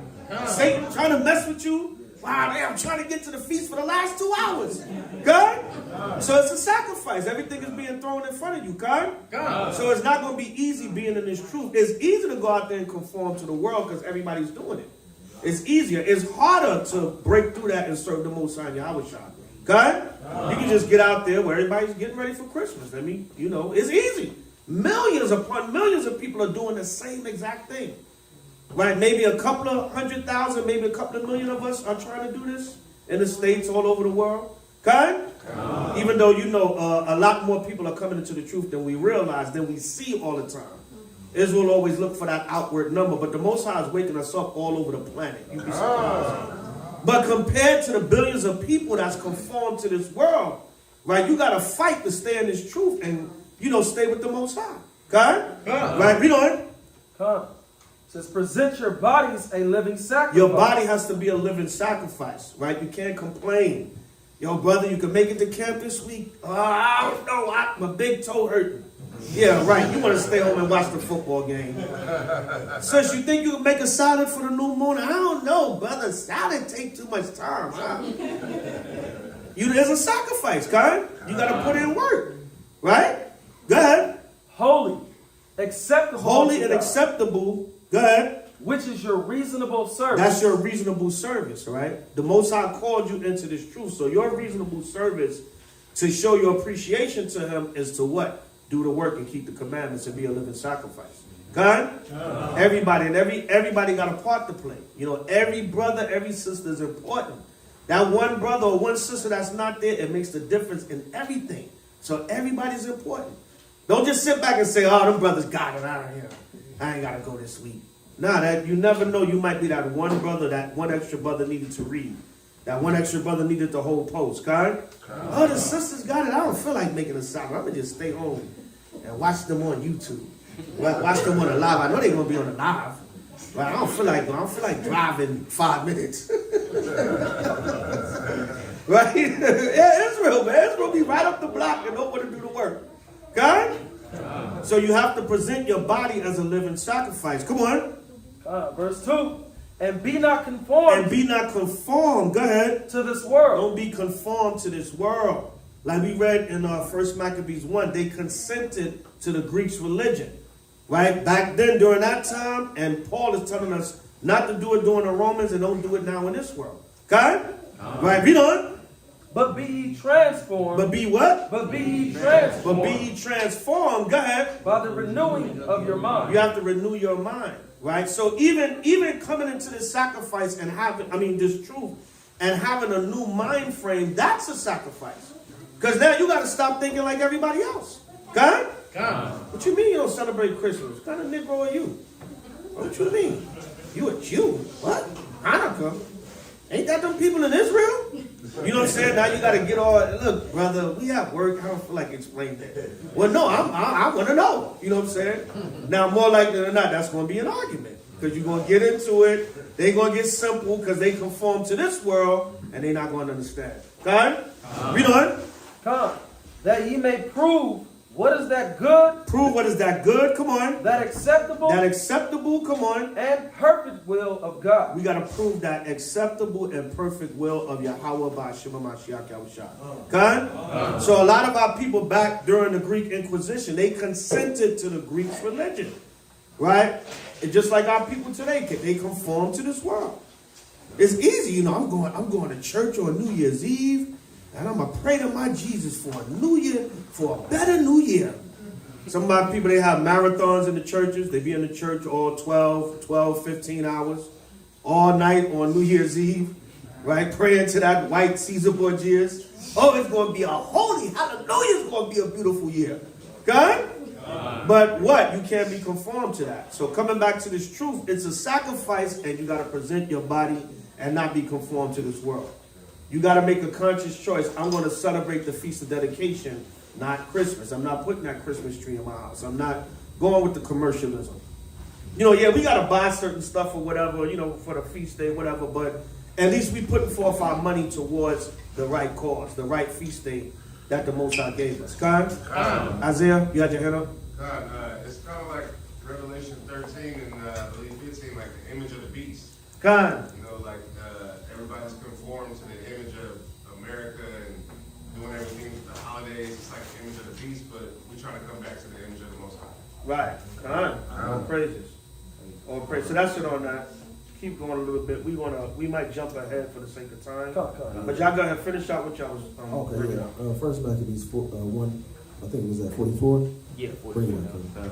This is 1 Maccabees chapter 1 verse 44. It says, "For the king has sent letters by messengers unto Jerusalem and the cities of Judah, that they should follow the strange laws of the land, and forbid burnt offerings and sacrifice and drink offerings in the temple." Right, so they wanted you to forbid all of the things that you were accustomed to doing for the Most High.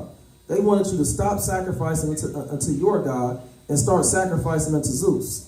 You know, make your offerings unto unto Hercules. Right. You know what I'm saying? Was it goddess Diana or something like that? God. Yeah, make your offerings unto her. Diana of the Ephesians. Come on, yeah, you have something? Like in 70 AD, Titus Flavius, they called it Suaveteria when he sacrificed the pig in the altar after he destroyed the temple. Right, yeah, see that? You know what I'm saying? Suaveteria. God, even then, you know, a lot of people they making their sacrifices unto they calling things Yahweh Day on Thanksgiving. You know what I'm saying? They said, no, we gonna make this Yahweh Day. You know what I'm saying? They said, we not celebrating Thanksgiving. I know we got this. The funniest part was when he said, to those of y'all out there that's trying to say we celebrating Thanksgiving, that's a damn lie. And yo, he was so passionate about it. Yo, you know, that's like we at camp and we hold up the sign of Caesar Borgias and we say, a lot of y'all think this is Christ. That's a damn lie. And we throw it down. Yo, that man was adamant, huh? He was defending Thanksgiving like it was the truth. Right. But that's a damn lie.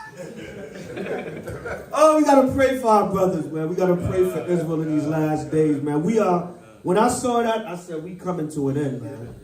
We coming to an end, man. I said, what the hell is going on with Israel? Right, bring it out, Rob. Can I play it right quick? So we can hear it right quick? Yeah, go ahead. Something Coca-Cola. With a conscious choice to make this H.O.I day. And we do this in remembrance, all right, of our son and brother who died for Israel to reunite the northern and southern kingdom. And this is the symbol, all right, that we hold dear and will always hold dear throughout all eternity, all right? So anybody saying that we're worshiping Thanksgiving or we're uplifting the murder of Native Americans, that's a damn lie. We're not upholding any of that. We're changing the meaning of this day because we are beginning now to destroy the idols of the land. We have no respect or no love for any fucking Thanksgiving. Real bad. That's a damn lie. That's a damn lie. Let me get that turkey. Oh my goodness, that was too funny, y'all. That was too funny. That's a damn lie. That man was adamant about defending his Israelite Thanksgiving. Give me that hand with the Coca-Cola. That man said, that's a damn lie. Something Coca-Cola. Yeah, man. So like the elder said, man, we gotta pray for our people out here, man. We gotta pray At the same time, we gotta rebuke them in love, man. You know what I'm saying? So let's continue on in Maccabees, right? We about to read up. You know, we doing the parallels, man. Ancient times to this time, like the brother brought out earlier. That which hath been, has already been. Paraphrasing, you know what I'm saying? But the Most High requireth that which is past, right? But go ahead, King. Con. It says 45. Con. And forbid burnt offerings and sacrifice and drink offerings in the temple, and that they should profane the Sabbaths and festival days, and pollute the sanctuary and holy people. All right, so and pollute the sanctuary and holy people. You know, no longer are you keeping the Sabbath day holy, but everything that the Most High commanded you not to do on the Sabbath, now you're doing those things. This was the white man influencing you to follow after his culture. You know what I'm saying? To follow after his customs, man. And many of our people consented into it. Right, go ahead. Verse number 47. And set up altars and groves and chapels of idols, and sacrifice swine's flesh. Do what? And sacrifice swine's flesh. The pulled pork. And sacrifice swine's flesh. What's the glazed ham? Marinated for 48 hours. Coca-Cola. My world. Coca-Cola. World famous. World famous ham. And sacrifice swine's flesh and unclean beasts. That man said, yippee. Unveiling, what was it, the mac and cheese or something like that? That they should also leave their children uncircumcised and make their souls abominable with all manner of uncleanness and profanation. Right, so it says, and set up altars, groves, and chapels of idols, all within the temple, man. All type of madness and folly. We read about it in 2 Maccabees chapter 6 and 1 on down. You know what I'm saying? Where they was putting Jupiter, Olympius, you know what I'm saying? Those Greek gods in the temple. They was having orgies in the temple. You know, prostitutes in the temple. You know what I'm saying? Esau, you got something, King? Huh? Yeah, we say like Wendy's too. They get the $1 bacon sandwich because they know our people is cheap. Is going to keep buying. They want to keep us in that sin. And then they have nothing but our people promoting it though. Reggie Miller gonna make the shot. Then gonna keep it $1 to make us keep it like, oh, it's okay to eat that. And who gonna have it? Our people, because we broke. Oh, I'm gonna take 4 of them chicken, bacon sandwiches. Right. To keep us in the sin. Yep, absolutely. It's always our folks. Reggie Miller promote the bacon pretzel sandwich, everything. Oh yeah, man. And yeah, what was that one big dude on YouTube that was going crazy over everything ham? Oh yeah, I know you're talking his about. eyes was bucking and all that. You know what I'm saying? So his name is I think Dame Drops. Yeah, that's right. Dame Drops. Dame Drops used to go crazy over the Buck those eyes. Yeah, bucking those eyes, man. You know what I'm saying? But nonetheless, so you got a lot of people that sold out. You know what I'm saying? And went contrary to the ways of the Most High, right? But the Most High rose up some mighty priests. You know what I'm saying? Some mighty Levites, man. Shout out to Levi, man. The Lord rose up Mattathias, man. And the elders, he's about to go into it. You know what I'm saying? And one thing I do want to point out in that is that, hey, he spoke up for everybody. He said, hey, look, me, my brothers, my sons, hey, we're not going for that, man. Right. He didn't allow them to say, like, hey, hold on, Pops. But I ain't really want to do it. You know what I'm saying? But no, he made sure to speak up for everybody. And look, we standing 10 toes down for the laws, man. Hey, yeah, we about to and then Pat. And I was saying, if y'all want to, y'all can go to Hanukkah too. And then I'm gonna come in and just speed it up. Okay. Con, we'll just get this the next verse, and then we'll get into Mattathias. Go ahead, break it out, King. Con, verse number 49. To the end they might forget the law and change the ordinances. And whosoever would not do according to the commandment of the king, he said he should die. He should what? He should die. Right. And look, if you didn't want to bow down and worship that white image, hey, look, that's what happened to the Native American Indians, to our 10 tribe brothers. You want to bow down? You want to worship that? You know what I'm saying? Hey, you getting put to death, man. How you think a lot of them became, Catholics? You know what I'm saying? A lot of us became Christians. You know what I'm saying? You had to bow down and worship that image. You know what I'm saying? You had to get down or lay down, man. You know what I'm saying? And that's how Esau rolled, and that's how he's going to come upon Jacob in these last days. Jacob's trouble, man. That's coming, man. That's very near. You know what I'm saying? Esau is doing he's laying all the foundation right now. So you think, you might think, oh, well, he's going after the Christians right now too. No, that's a setup. So you can get to your black ass. You know what I'm saying? That's a setup. You know what I'm saying? So let's go to chapter 2, and let's go ahead and get to verse 17. Let's go to verse 17. Bring it out, King. This is 1 Maccabees chapter 2, verse 17. Then answered the king's officers and said to Mattathias on this wise, Thou art a ruler and an honorable and great man in the city, and strengthened with sons and brethren. Now therefore come thou first, and fulfill the king's commandment, like as all the heathen have done, yea, and the men of Judah also, and such as remain at Jerusalem. So, Lockie, if we can, let's just read up just a little bit, just to show what took place real quick. Let's go ahead and read at verse 7. Go ahead. Verse number 7. He said, Woe is me! Wherefore was I born to see this misery of my people? Right, so he's saying, woe is me. Woe unto me. He's seen Judah going off. He's seen what was taking place in Jerusalem. And he was just like, he was completely distraught over what he's seen his people doing. You know what I'm saying? Are women giving into the Greek fashions? Are men giving into the Greek customs? No longer keeping the holy days. You know what I'm saying? Everybody's just going completely off the deep end. And it's looking like, man, everybody's going to fall apart. You know what I'm saying? So he said, woe is me. Go ahead. Woe is me.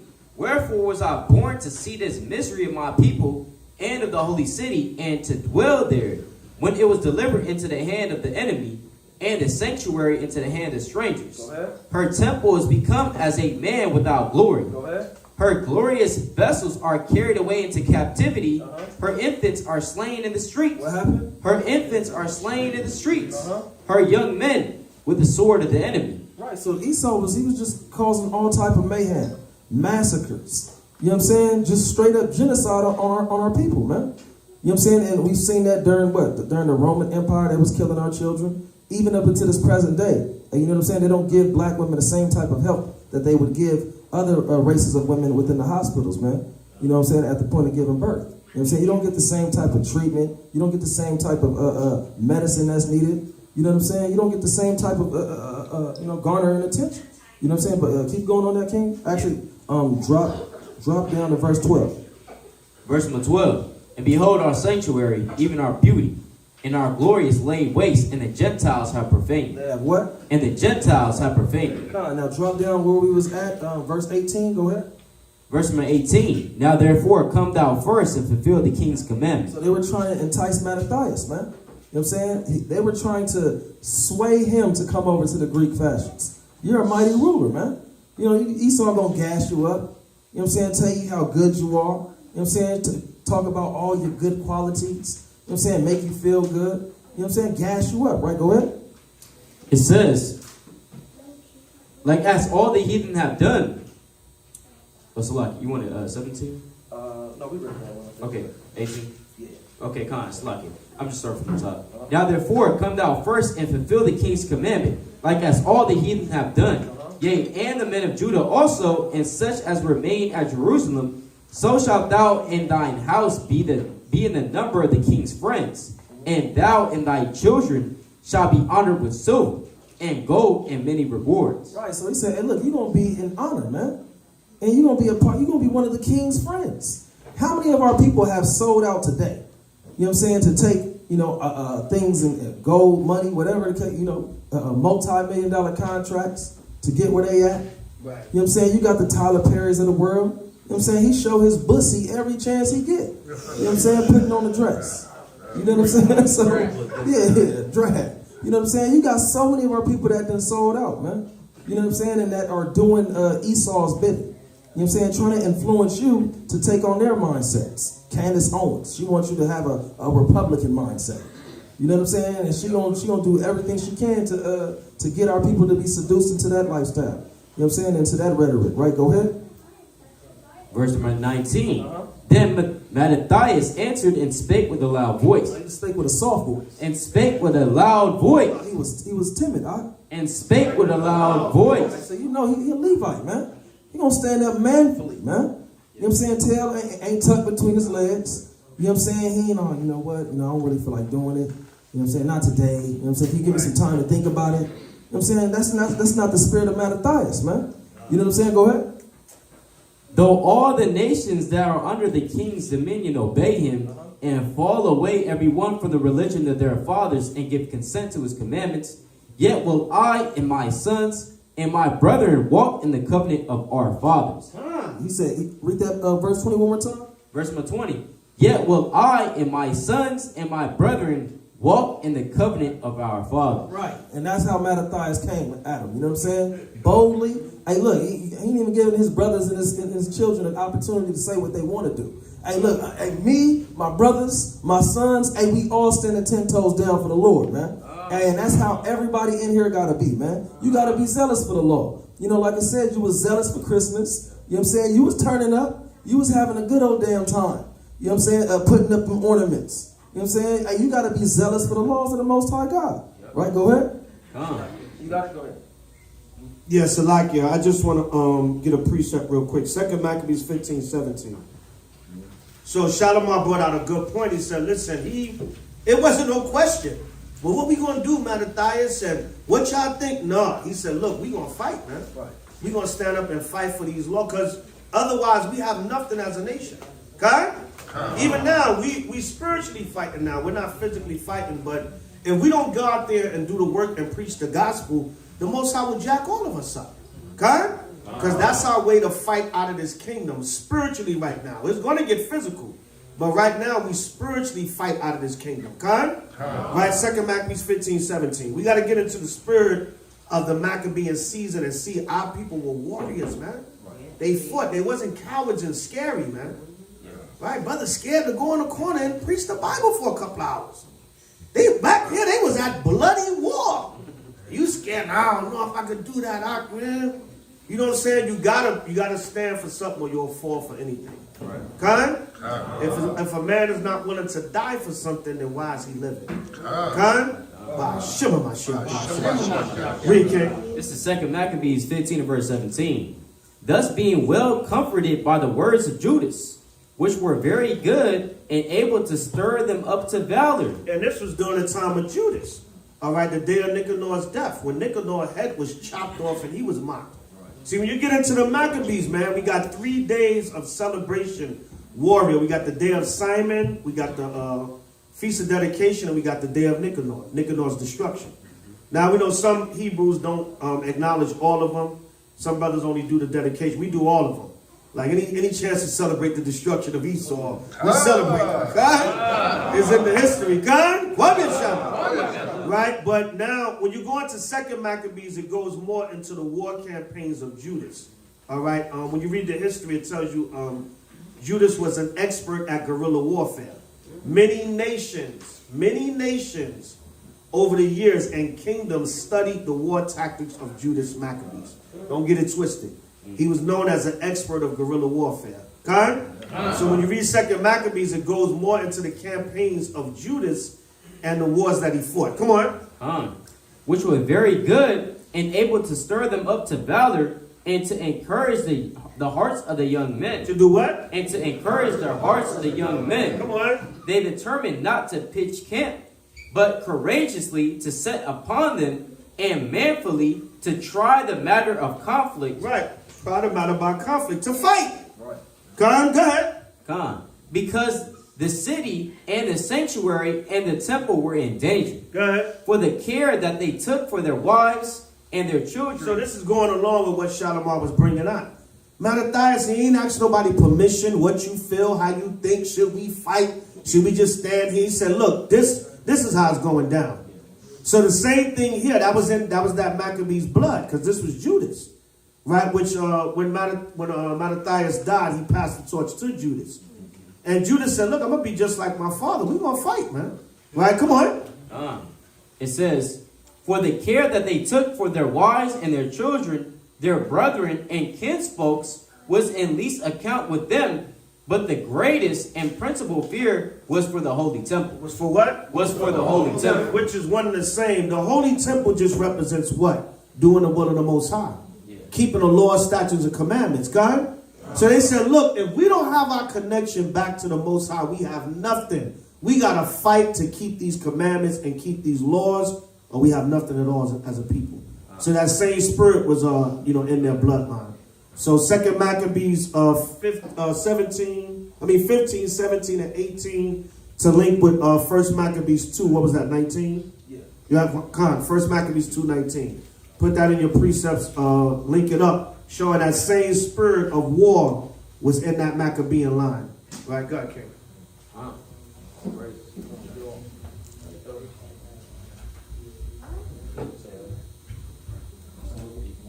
Get a little bit more. Yeah. Come. We'll keep going on this and then we'll drop down.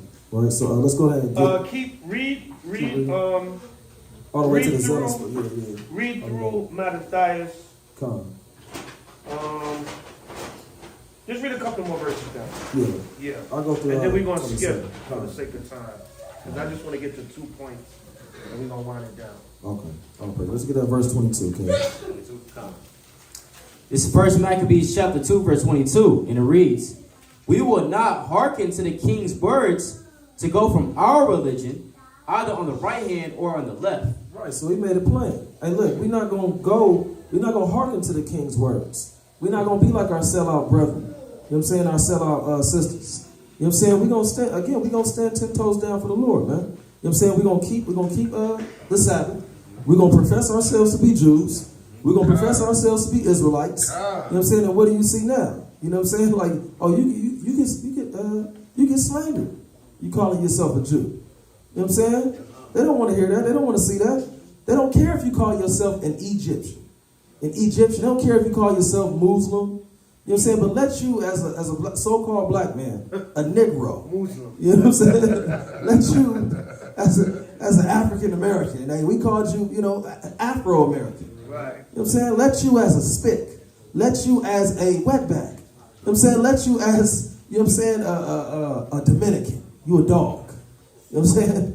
Let you as a Haitian. Did you just mean Hades? You come from hell. Let you profess yourself to be an Israelite. Oh, it's a problem. It's a problem. They coming for us. You know what I'm saying? Anti-Semitic, like they. Right. That's why they came up with the term. You know what I'm saying? In the 19th century, anti-Semitic. You know what I'm saying? Anybody, in opposition to the so-called Jewish people, man. You know what I'm saying? So, but nonetheless, Mattathias stood. He stood firm. We will not hearken to the king's words to go from our religion, either on the right hand or the left. Go ahead. It says, verse number 23, now when he had left speaking these words, there came one of the Jews in the sight of all to sacrifice on the altar, which was at Modin, according to the king's commandment. Right, so hey, look, you had somebody, Mattathias won't do it, I will. I sure will. I ain't got no problem with doing it. Move out my way, Mattathias. You know what I'm saying? So, And you know, it was a sellout. I mean, like, come on, man. Who sell out their own people more than us? You know what I'm saying? There's another way of proving we the Israelites. All the sellouts amongst the Israel when we read the Bible. You know what I'm saying? So this dude said, hey, all right, move out my way. I ain't got no problem, right? Read the next verse. Which thing when Mattathias saw, he was inflamed with zeal. He was what? He was inflamed with zeal. He let it go. He was inflamed with zeal. He was okay with it. He was inflamed with zeal. Like it says, he was inflamed with zeal. That's how Mattathias was feeling when he seen the coon traitor come up, man. How you think Mattathias would have felt about a nigga talking about some twerking? You know what I'm saying? So he said he was inflamed with zeal, right? Go ahead. Right.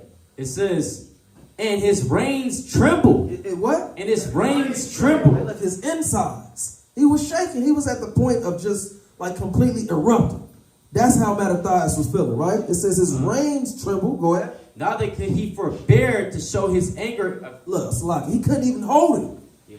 It was visible on his face how he felt when he seen the sellout walking up to the altar, man, looking to sacrifice. I got my glazed ham. Ain't no problem with that. Right? Go ahead. God, it says, neither could he forbear. I'm sorry. You know, like Steven off of Django, man. You know what I'm saying? Move out my way, nigga. You know what I'm saying? Just, oh, man. Who's that lad on a horse? You know what I'm saying? But go ahead. Neither could he forbear to show his anger according to judgment, wherefore he ran and slew him upon the altar. What did Mattathias do? Wherefore he ran and slew him upon the altar. Look, he running at full speed. Mattathias is probably running a 4.0. You know what I'm saying? Slew him on the altar, man. That's what Mattathias did, man. That's how much zeal he had for the Most High, man.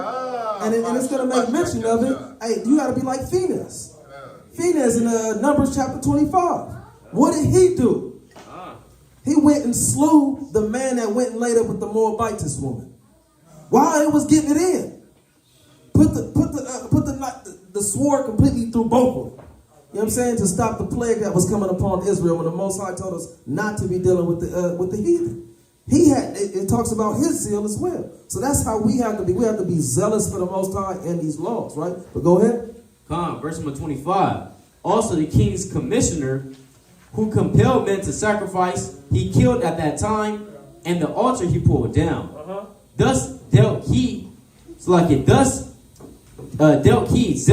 for the law of God. Thus he did what? Thus dealt he zealously for the law of God, like as Phinehas did unto Zambri the son of Salom. Right, like as Phinehas did. Right, go ahead.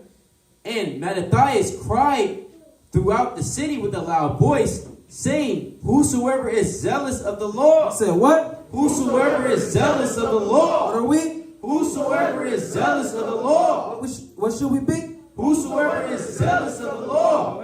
And maintaineth the covenant. And maintaineth what? And maintaineth the covenant. Maintaineth Christmas. And maintaineth the covenant. Maintaineth Esau's custom. And maintaineth the covenant. Let him follow me. Let him do what? Let him follow me. Right, and like Paul said, man, hey, follow me for I follow Christ, man. You know what I'm saying? Loosely paraphrasing.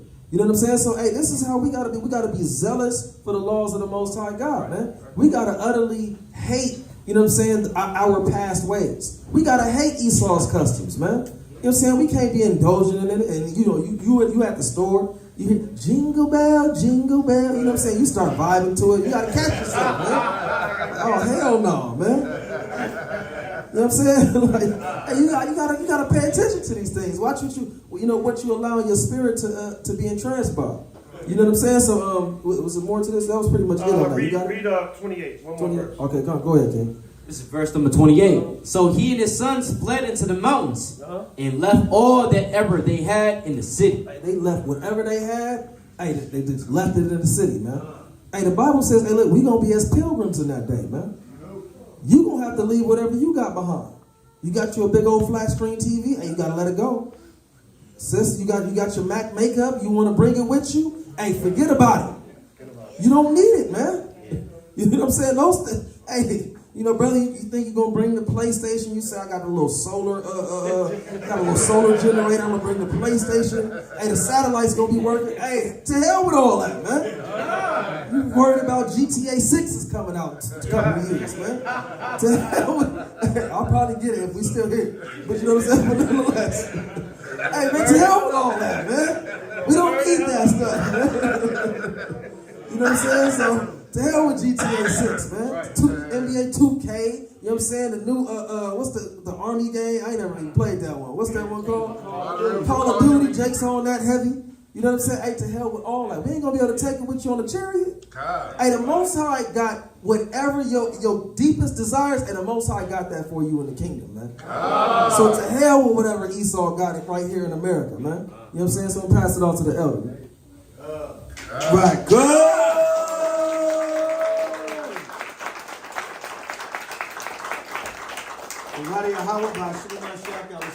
Five young lions from Watchmen for Israel. Give it up for them again, Kai.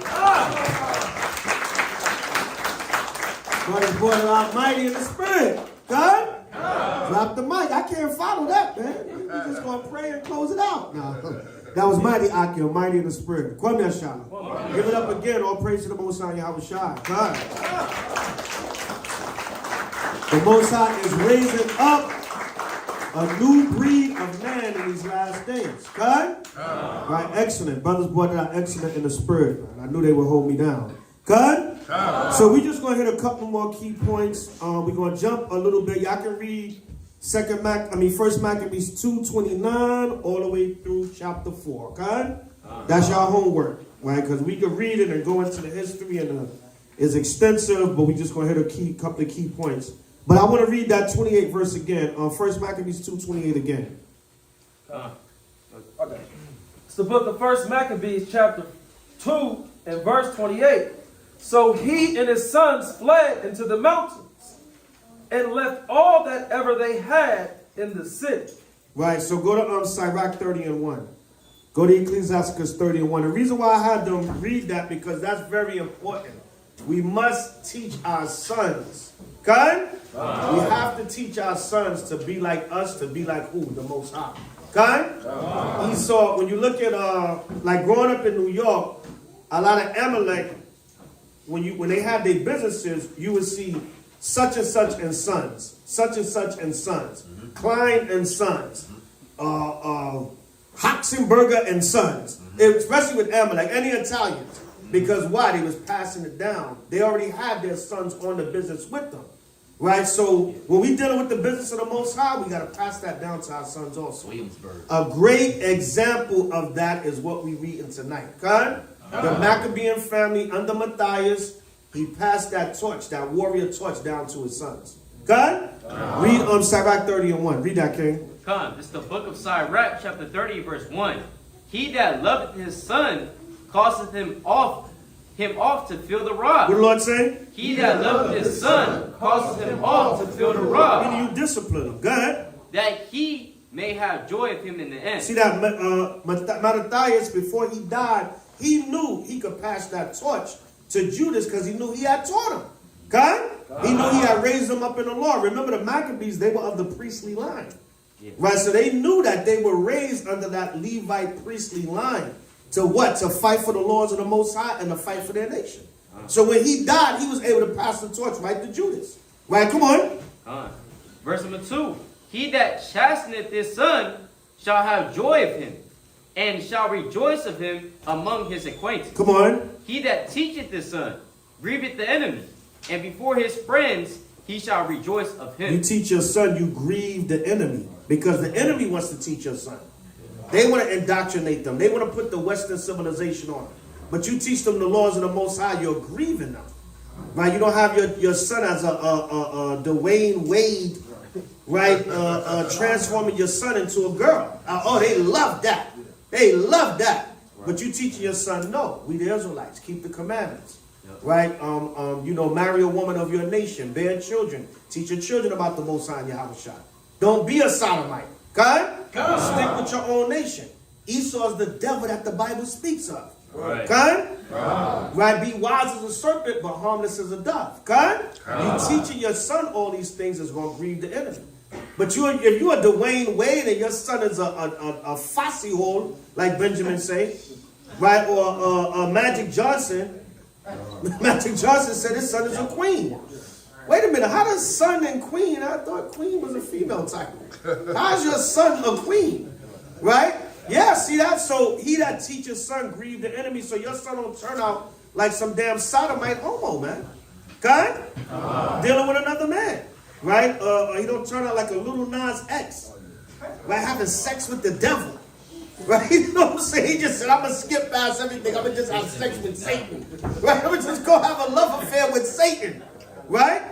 But what? When you teach your children, you grieve the enemy. You make sure they don't end up in those lifestyles. Right? Come on. Verse number 4. Though his father died. Though his father died. So though Mattathias was dying, good. Yet he is as though he were not dead. Yet he is as though he was not dead. Come on. For he hath left one behind him. He left one behind him. When Matthias died, he left behind Judas. Come on. That is like himself. That's just like himself. Come on. While he lived, he saw and rejoiced in him. And when he died, he was not sorry. He said, look, man, you've been a man of wars from your youth. I could just pass it right on to you. Right? Come on. It says, he have left behind him an avenger against his enemies. He left behind him an avenger against his enemies. Good. And one that shall requite kindness to his friends. Requite meaning pay back. He shall pay back kindness to his friends. Okay? So Ecclesiasticus 30, Sirach 31 through 6, that's the Maccabees in a nutshell. Okay? And that's how we should all be, especially brothers that have sons and male children. I mean, your daughters, wives, teach your daughters, husbands, whatever. But you got male children, you men teach your sons. Okay? If they rebel and follow this world, well, you did your part. There's nothing you can do about that. Because these children, once they get a certain age, a lot of times they want to be part of this world. But at least you did your part. But sometimes the children will stick with the Most High Yahweh. Okay? And you'll leave behind you an avenger just like yourself. Okay? So go back. Let's go to, we're going to jump up now. Let's go to, a lot of Israelites say, well, I don't celebrate Hanukkah because it's not in Leviticus the 23rd chapter. Right? How would you cut them on that? Not that it's about that, but let me be nice. How would you edify them on that? It's not Leviticus the 23rd chapter, so I don't celebrate it. Don't yell out by a show of hands. How would you deal with that?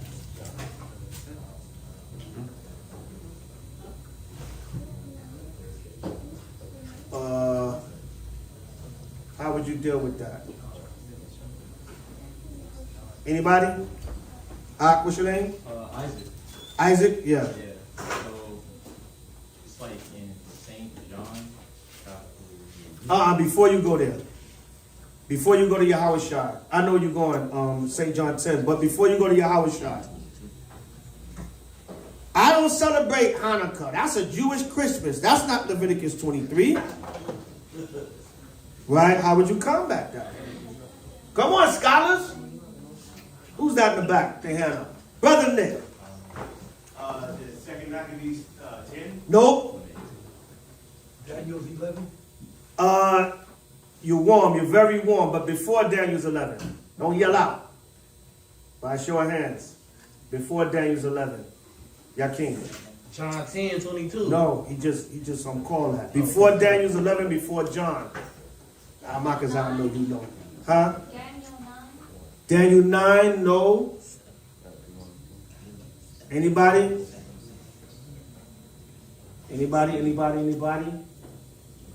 How many of y'all, this is y'all second Hanukkah or more, by show of hands? Then all them hands should be up. Because y'all should have the notes from last year. Good? Daniel's the 8th chapter. Let's let y'all off the hook. Let's go to Daniel's 8. The way you combat that is Hanukkah feast of dedication is a prophetic feast. Okay? Meaning it was not set up in Leviticus the 23rd chapter, but the Lord prophesied through Daniel that it would happen and it would become a feast. Okay? That's how you deal with that. And the Most High does whatever he wants. Who the hell are you to tell him he can't add a feast day? Okay? Let's go to Daniel chapter 8, verse 1. Now, since they don't want to believe us, you're going to believe Esau. You're going to believe the so-called white man.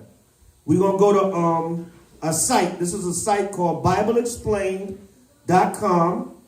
And Esau is going to tell you what Daniel's the 8th chapter is talking about. God?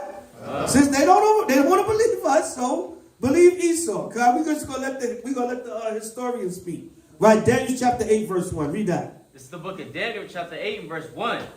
In the 3rd year of the reign of King Belshazzar. Matter of fact, before you read that, go back to 1 Maccabees 1 and 1. 1 Maccabees chapter 1, verse 1. And we're going to get a basic Bible commentary, and Esau going to tell you what the history is talking about. God? Since you don't want to believe us, you know Esau got all the records, archives, archaeology. He got the history. He's a liar, but he got a lot of the truth because he conquered the earth. God? So read that, King. 1 Maccabees 1 and 1. It's the book of 1 Maccabees, chapter 1 and verse 1. And it happened, after that Alexander, son of Philip, the Macedonian, who came out of the land of Shittim, had smitten Darius, king of the Persians and Medes. Go ahead. That he reigned in his stead. He reigned in Darius, his father's stead. Come on. The first over Greece. The first over Greece. He was also known as so-called Alexander the Great. Now, keep that in mind. Maccabees 1 and 1. Let's go to Daniel's 8 and 1. It's the book of Daniel, chapter 8, verse 1. In the 3rd year of the reign of King Belshazzar, a vision appeared unto me, even unto me, Daniel, after that which appeared unto me at the first. And I saw in a vision. And it came to pass when I saw that I was at Shushan in the palace, which is in the province of Elam. And I saw in a vision, and I was by the river of Ulai. Then I lifted up mine eyes and saw, and behold, there stood before the river a ram which had 2 horns. Real quick, anybody know who the ram that had 2 horns were? Anybody, by a show of hands. The ram. Daniel was given a vision by the Most High of what was going to happen. Right? What was going to happen in future prophecy. That's why the Feast of Dedication is prophetic. No, it's not. It wasn't in Leviticus 23 because it didn't happen yet. The Most High, when even giving Daniel the multiple visions in the book of Daniel, he gave Daniel the history of what would happen between the so-called Old and New Testaments. That's why what? You got Maccabee, then you got Matthew. Because Maccabee is the Greek captivity, Matthew is the Roman captivity. Con? That's that puzzle that's missing. But the Most High showed it to Daniel. Right? Daniel was all the way back during Babylon. So the Most High showed it to Daniel as a future prophecy. And it would become a feast that we would add to the Hebrew calendar in the future. God? So when they say it's not Leviticus 23, yes, because it wasn't established yet. It was a prophetic feast that the Most High was going to add to. We can't add. The scriptures say we can't add. But the Most High does what he want to do. God? All right, so read on. Oh, who was the ram? Alexander the Great. Nope. What's your name, King?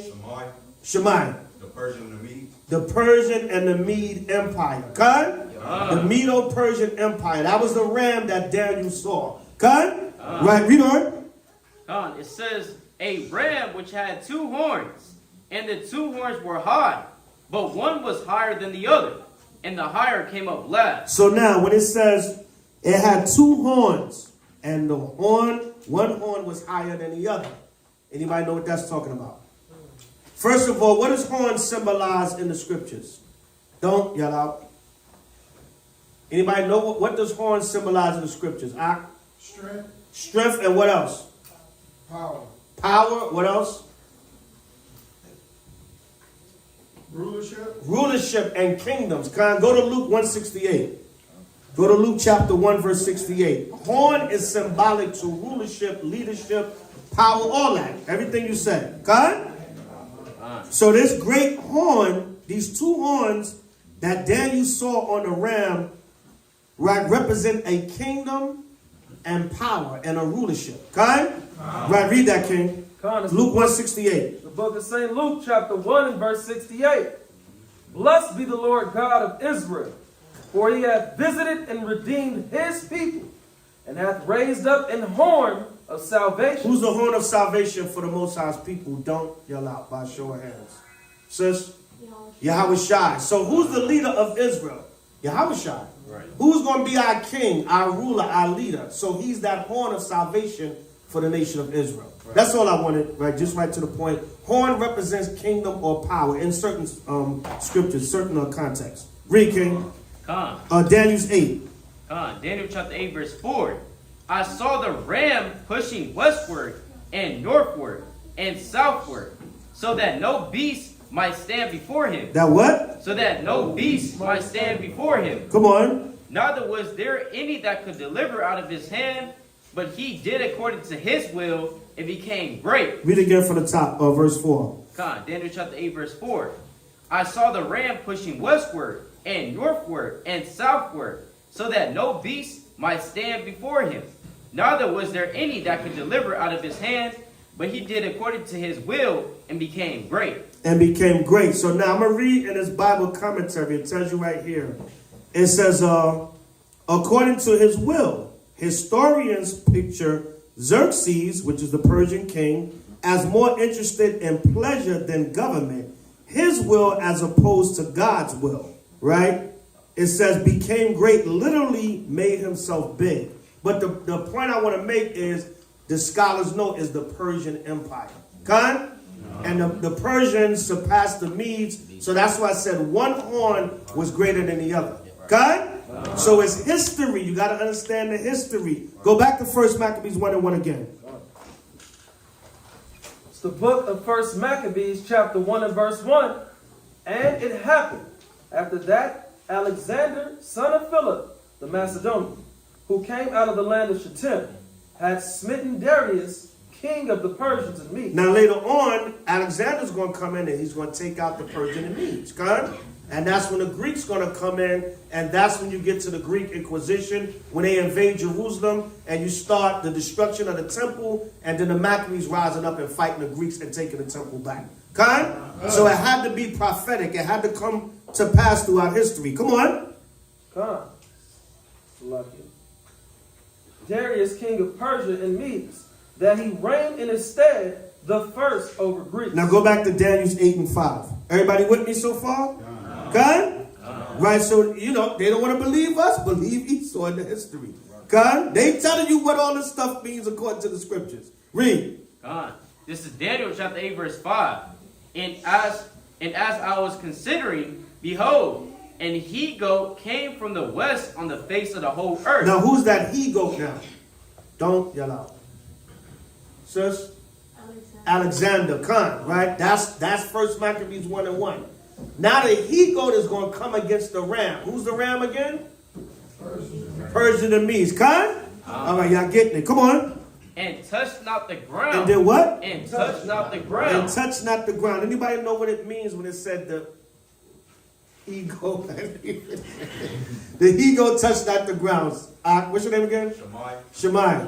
The kingdom never fell. Or the people, they stayed in rulership. Yeah, something else.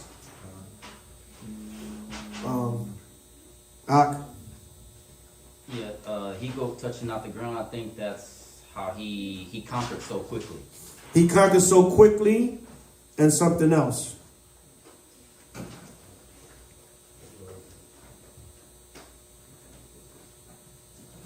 Read it again. This is Daniel chapter 8, verse 5. And as I was considering, behold, an he-goat came from the west on the face of the whole earth, and touched not the ground. And the goat had a notable horn between his eyes. Now, verse 5 in the commentary, it says, goat, touch not the ground, represents Greece. Alexander moved rapidly, you was right, to conquer the significant part of the world of his day. He conquered with swiftness. God, that's what it said. When you see somebody run so fast, it look like they floating. God, like when they're in the Olympics and that triathlon or whatever, they running so fast, like damn, it seems like they floating. He was moving so fast, it looked like his feet touched not the ground. That's how quick and powerful he was conquering all the nations. God, Alexander was a great warrior in history, but not as great as the Israelites. God, right? Read on. God, right? Go ahead. 6. And he came to the ram that had 2 horns, which I had seen standing before the river, and ran unto him in the fury of his power. Come on. And I saw him come close unto the ram, and he was moved with choler against him. Meaning anger. All right, come on. And smote the ram. And did what? And smote the ram. Did we read that in 1 Maccabees 1:1? He said, smitten Darius, king of the Persians and Medes. God? And it's using the same language in Daniel 8:7. God? So it's the fulfillment of the prophecy is in the Maccabees. God? Right, come on, it's not hard to figure out. No, it's not Leviticus 23 because the Most High added it because he can do that. Right, come on. And smote the ram and break his two horns. And there was no power in the ram to stand before him, but he cast him down to the ground and stamped upon him, and there was none that could deliver the ram out of his hand. Why couldn't the ram be delivered out of the goat's hand? It's a simple answer, but let's see who's thinking. Why couldn't the Persians stand before Alexander? Why couldn't the Medo-Persian Empire stand before Alexander? Anybody? Greece was too powerful. Greece was too powerful and something else. I'm going to give a hint. No, that's going to give it away. What H.O.I said, but bring it home a little bit more. They couldn't stand before the Medo-Persian Empire. They couldn't stand before the Greeks because the Greeks were powerful. But why? Because it was a prophecy. Because it was the prophecy. Good. Right, sis on point, boy.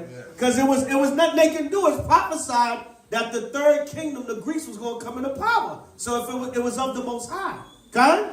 Go to Daniel 2:19.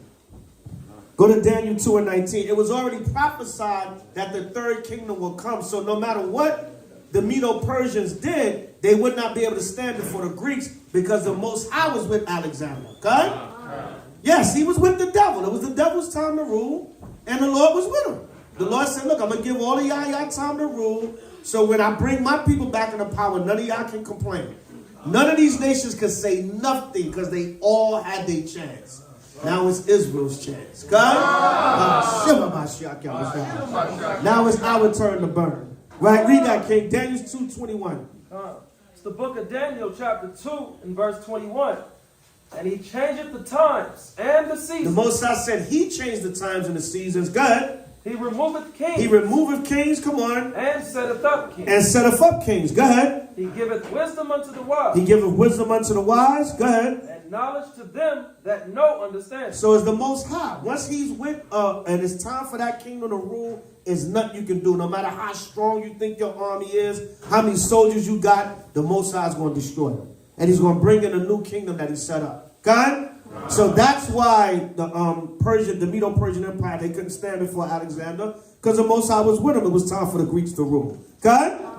Get one more. Daniel 4:17. It's the book of Daniel, chapter 4, and verse 17. This matter is by the decree of the watchers, and the demand by the word of the holy ones, to the intent that the living may know that the Most High ruleth in the kingdom of men. The Most High ruleth in the kingdom of men. Go ahead. And giveth it to whomsoever he will. He gives it to whomsoever he will. Go ahead. And setteth up over it the basis of men. See that? Alexander died from what? Syphilis? Right? Having sex with men, animals, horses, everything. Right? But that's who the Most High chose to reign for 12 years. God? So he said he can put up the basis of men over a kingdom. So Alexander was a filthy degenerate, man. Right? But that's who the Most High allowed to rule. Kind of, he was a great military leader, man. To be an Edomite, but he wasn't as great as Israel, but he was a great military leader in his time. Remember, the Romans were great military leaders. Remember, I tell you in 1 Maccabees 8, they heard of the fame of the Romans and how they were valiant men. So Esau lived by the sword. He was no joke, but he wasn't as great as Israel. Good? Right, so read on. Go back to Daniel 8:8. Everybody with me so far? So the scholars know the history. They telling you it's talking about the Medo-Persians, then Alexander coming in, and it's going to go deeper. Come on. Come on, this is the book of Daniel, chapter 8, verse 8. Therefore the he-goat waxed very great, and when he was strong, the great horn was broken, and from it came up 4 notable ones toward the 4 winds of heaven. So now it says Bible commentary, Daniel 8 verse 8. Goat wax very great. What was Alexander also known as? Alexander the Great. Alexander the Great. Khan? Y'all sure? No. Right? He was also known as Alexander the Great. Read that 8th verse again. Verse number 8. Therefore the he goat waxed very great. The he goat waxed very great. Alexander. Come on. And when he was strong. Let me read the commentary. Goat waxed very great. The ram had become only great. Verse 4. Meaning the ram, their kingdom was great, but the he goat waxed very great. Horn was broken. Alexander died in Babylon at the end of his conquest of the Persian Empire at 32 or 33 years of age, 323 BC. The empire was divided among his 4 generals. Khan? And the history of his kingdom being divided among his 4, you can read that anywhere. Khan? That's all in history. Esau. So is the Bible on point? Khan? Is it prophesying Alexander's kingdom? Right? And is it prophesying him taking over as the Greek leader and eventually coming into Israel? Yes. That's why the Feast of Dedication is a prophetic feast. Right? Read on. Verse 8 again. Salakia. Verse 8. Therefore the he goat waxed very great, and when he was strong, the great horn was broken. And for it came up 4 notable ones toward the 4 winds of heaven. So I'm going to read it again. It said, Alexander died in Babylon at the end of his conquest of the Persian Empire at 32 or 33 years of age, 323 BC. The empire was divided among his 4 generals. Say something for a minute. Yeah. So the 4 notable ones, right? The 4 generals, right? As I think Shalomah even brought that out when we was going over First Maccabees, first chapter, right? The 4 generals, and so these generals had. Oh, you got it right here. Okay, Khan, you got it. Khan, this is in the Bible commentary, right? It says Daniel 8:8. The large horn was broken. Alexander the Great died at the height of his career before he was 33 years old. 4 notable ones. After Alexander's death, 4 of his generals carved up the Macedonian Empire. Antigonus ruled from northern Syria to Central Asia. Cassander ruled over Macedonia. Ptolemy ruled in Egypt and southern Syria, including Palestine, and Lysimachus ruled over Thrace. Okay? So y'all can write that down if y'all want. Alexander's 4 main generals. The first one is Antigonus. What's other name for Antigonus? There was another name for him. Cassander. Antigonus is spelled Antigonus. But y'all can look this up. This history is everywhere. Okay? The next ruler was Cassander. Cassander. The next one was Ptolemy. Everybody heard of the Ptolemy. If you ain't heard of the Ptolemaic dynasty, then I don't know where you've been. All right, Khan? Why the hell is the P there? They don't pronounce it. Right? It sounds like that movie Bamboozle with Spike Lee. So we're going to start spelling black with a C. I don't even know why the K is there. They don't even pronounce it. Right? Ptolemy ruled in Egypt. P as in Peter, T-O-L-E-M-Y. You can look all these. Just look up Alexander's 4 generals. Right, Khan? In history. It says,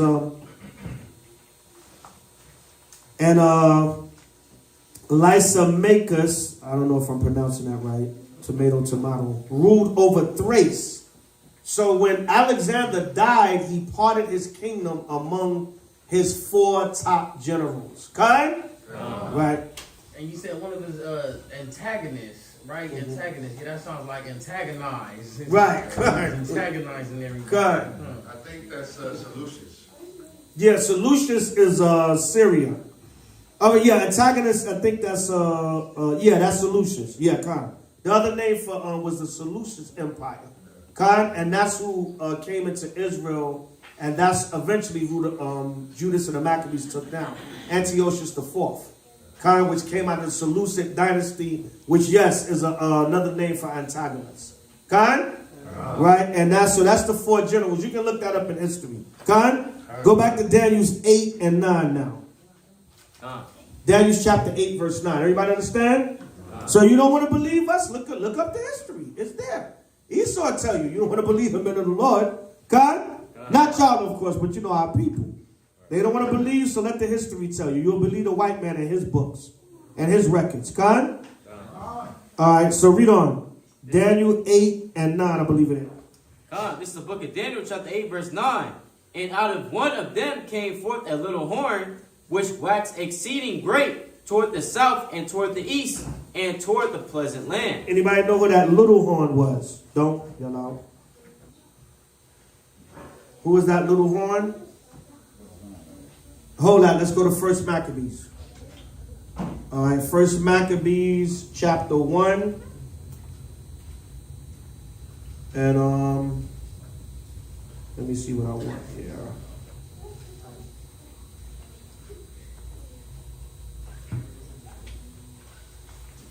First Maccabees 1 and 10. Real quick, who is that little horn? Anybody? Was it Antiochus? Antiochus Epiphanes the fourth. Con? Right? Or the whole Antiochian line, because it was a succession of them. They ruled in the dynasty that persecuted and came into Israel. Con? So read 1 Maccabees 1 and 10. It's the book of 1 Maccabees chapter 1 and verse 10. And there came out of them a wicked root. That's the little horn that came out of the Seleucid Empire. Con? It said it came out of them a wicked root. Come on. Antiochus. Good. Surnamed Epiphanes. Good. Son of Antiochus the king. Anybody know what the name Epiphanes means? Like a flash thought, right? A flash thought. That's an epiphany. Like when you have an epiphany, what do you have? Sudden burst of realization. Right, what else? The word epiphanies meant God manifests. Like when you have an epiphany, you have a manifestation or a vision from God. God? So these Greek leaders, a lot of times, they gave themselves God-like names. God? So he named himself Epiphanies. I am the manifestation of God on the earth. God? That's how proud they were. Right, read on. Right, go ahead. Son of Antiochus the king, who had been in hostage at Rome. Because why? They were having warfare among the Romans also. They were being taken hostage. They were fighting back and forth with the Romans because the Romans was trying to come in and take the Greeks down and get their empire early. Right, go ahead. Come. And he reigned in the 137th year of the kingdom of the Greeks. Come on. In those days went there out of Israel wicked men. Wicked men, come on. Who persuaded many, saying, let us go and make a covenant with the heathen that are round about us. For since we departed from them, we have had much sorrow. Right, because a lot of our people sold out and went along with the Greek Inquisition. Karen, remember earlier we read in 1 Maccabees 1 about consenting to their religion? Right, this was them, that was the same thing happening. And then we come up to Paul where Paul said, be not conformed to this world. Karen? All right, so go back to Daniel. We're going to finish that out. And then I'll read Maccabees and we'll close it out. Karen? We don't want to rush the spirit, but we also want to be timely. Read, King. This is the book of Daniel, chapter 8, verse 9. And out of one of them came forth a little horn. Antiochus Epiphanes, God. Which waxed exceeding great toward the south and toward the east and toward the pleasant land. Right, because they eventually invaded Jerusalem. That's the pleasant land. Come on. And it waxed great. Come on. Even to the hosts of heaven. Right, it made its way all the way up to the high priesthood. There was confusion amongst Israel also. Like I always bring out, when you read the story of the Maccabees, the history is internal warfare amongst Hellenized Israelites that wanted to follow the Greek customs and internal war amongst the Greek rulers and the Roman rulers. It was just internal warfare on both sides, and it trickled over between each other. That's the entire history of the Maccabees. Con? Right, come on. Con. And it reads, and it waxed great even to the hosts of heaven, and it cast down some of the hosts, and of the stars to the ground, and stamped upon them. Right, they forced Israel into Greek customs and philosophy. The ones that didn't willingly go along, a lot of them, they forced it into them with death and torture. Come on. Yea, he magnified himself even to the prince of the host. Come on. And by him the daily sacrifice was taken away, and the place of his sanctuary was and the kept. what? and the place of his sanctuary was cast down. Right, because Shalimar brought it out earlier. When you read, what verse is that? Daniel's 8 and what? 11. Right, Daniel 8 and 11. Y'all can put down 2 Maccabees, the 6th chapter. I think it's like verses maybe 1 to 8. But it tell you they dolly with harlots. They had swine's flesh. They had Zeus on the altar. God? So this was all being fulfilled during the time of the Greek Inquisition in Israel. Daniel's 8 is prophetic. Read on. And we can go deeper, but for the sake of time, we just get into key points. Come on. Verse number 12. And an host was given him against the daily sacrifice by reason of transgression. By what? By reason of transgression. We just read that. That's 1 Maccabees 1 and 11. In those days went out of Israel wicked men who persuaded many, saying, let us go and make a covenant with the heathen that are round about us. So that's being fulfilled right there in 1 Maccabees 1 11. Daniel's 8 and 12 is being fulfilled. Read, King. By reason of transgression. By what? By reason of transgression. By sellout Israelites. Come on. And it cast down the truth to the ground, and it practiced and prospered. Right, because the city got idol altars set up all over the city, and a lot of the Israelites had to flee into the mountains and the wilderness to serve the Most High. Right, come on. And it reads, then I heard one saint speaking, and another saint said unto that certain saint which spake, how long shall be the vision concerning the daily sacrifice and the transgression of desolation, to give both the sanctuary and the host to be trodden underfoot? And he said unto me, until 2,300 days. Then shall the sanctuary be cleansed. And it came to pass, when even I, Daniel, had seen the vision. So like, I believe it was like around something like 6 years and 4 months, something like that, I forget. Right, but it was the time from when the Greeks came in and invaded the temple until the time it was cleansed. Go ahead. It says, and it came to pass, when even I, Daniel, had seen the vision, and sought for the meaning, then behold, there stood before me as a prince. So like, read 14 again. Verse number 14. And he said unto me, until 2,300 days, then shall the sanctuary be cleansed. Shall we what? Then shall the sanctuary be cleansed. Now go to 1 Maccabees 4 and start at 24. Now let's show you, when was that fulfilled that the sanctuary would be cleansed? Okay? Let's see. That's 1 Maccabees 4, and we're going to start at 24. When was that filled? Daniel's 8 and 14. It would be a certain dispensation of time when the Greeks came and invaded the temple until the temple was cleansed. When was that fulfilled? Daniel's 8 and 24. 1 Maccabees 8, 24. Read. 4 and 24, my bad. 1 Maccabees 4, 24. Read. It's the book of 1 Maccabees chapter 4 and verse 24. After this they went home and sung a song of thanksgiving and praised the Lord in heaven, because it is good, because his mercy endures forever. Right, so the brothers want to celebrate Thanksgiving, they could have waited till Hanukkah. God, that's a damn lie. Right? They could have waited till this is the true Thanksgiving. God, whole lot. Go to 1 Maccabees 7, and niggas want some Thanksgiving. God damn, brother. You got your Thanksgiving right here. We even got a turkey fight, even roasted a turkey. Right? You want Thanksgiving, brother. Turkey's a clean bird. Just eat it at the right time. God? Go to 1 Maccabees 13:47. Niggas want Thanksgiving. You can get true Thanksgiving, brother. God? Right, 1 Maccabees 13:47. Read that. This is 1 Maccabees chapter 13, verse 47. So Simon was appeased towards them, and fought no more against them, but put them out of the city. Same thing. During the time of Simon, he had to kick out wicked Israelites and heathens out of the city and cleanse the city. Right? Come on. And cleanse the houses wherein the idols were. And did what? And cleanse the houses wherein the idols were. And this is what we call the day of Simon. It's a time that Simon is remembered for whooping the hell out of the heathen and kicking them out of the temple and destroying the idols in the city. God? Because it was back and forth between the Greeks. It was back and forth war. Right? Come on. And so enter into it, With songs and thanksgiving. With what? With songs and thanksgiving. Right, so we got a true Thanksgiving we can celebrate. Good? Right? Not no, it's some damn ham soaked in Coca-Cola for 2 days, man. Right, look at that pork roast right there. Might as well show y'all the spread. Peppercorn in the pepper pork in the corn, pepper bacon in the corn.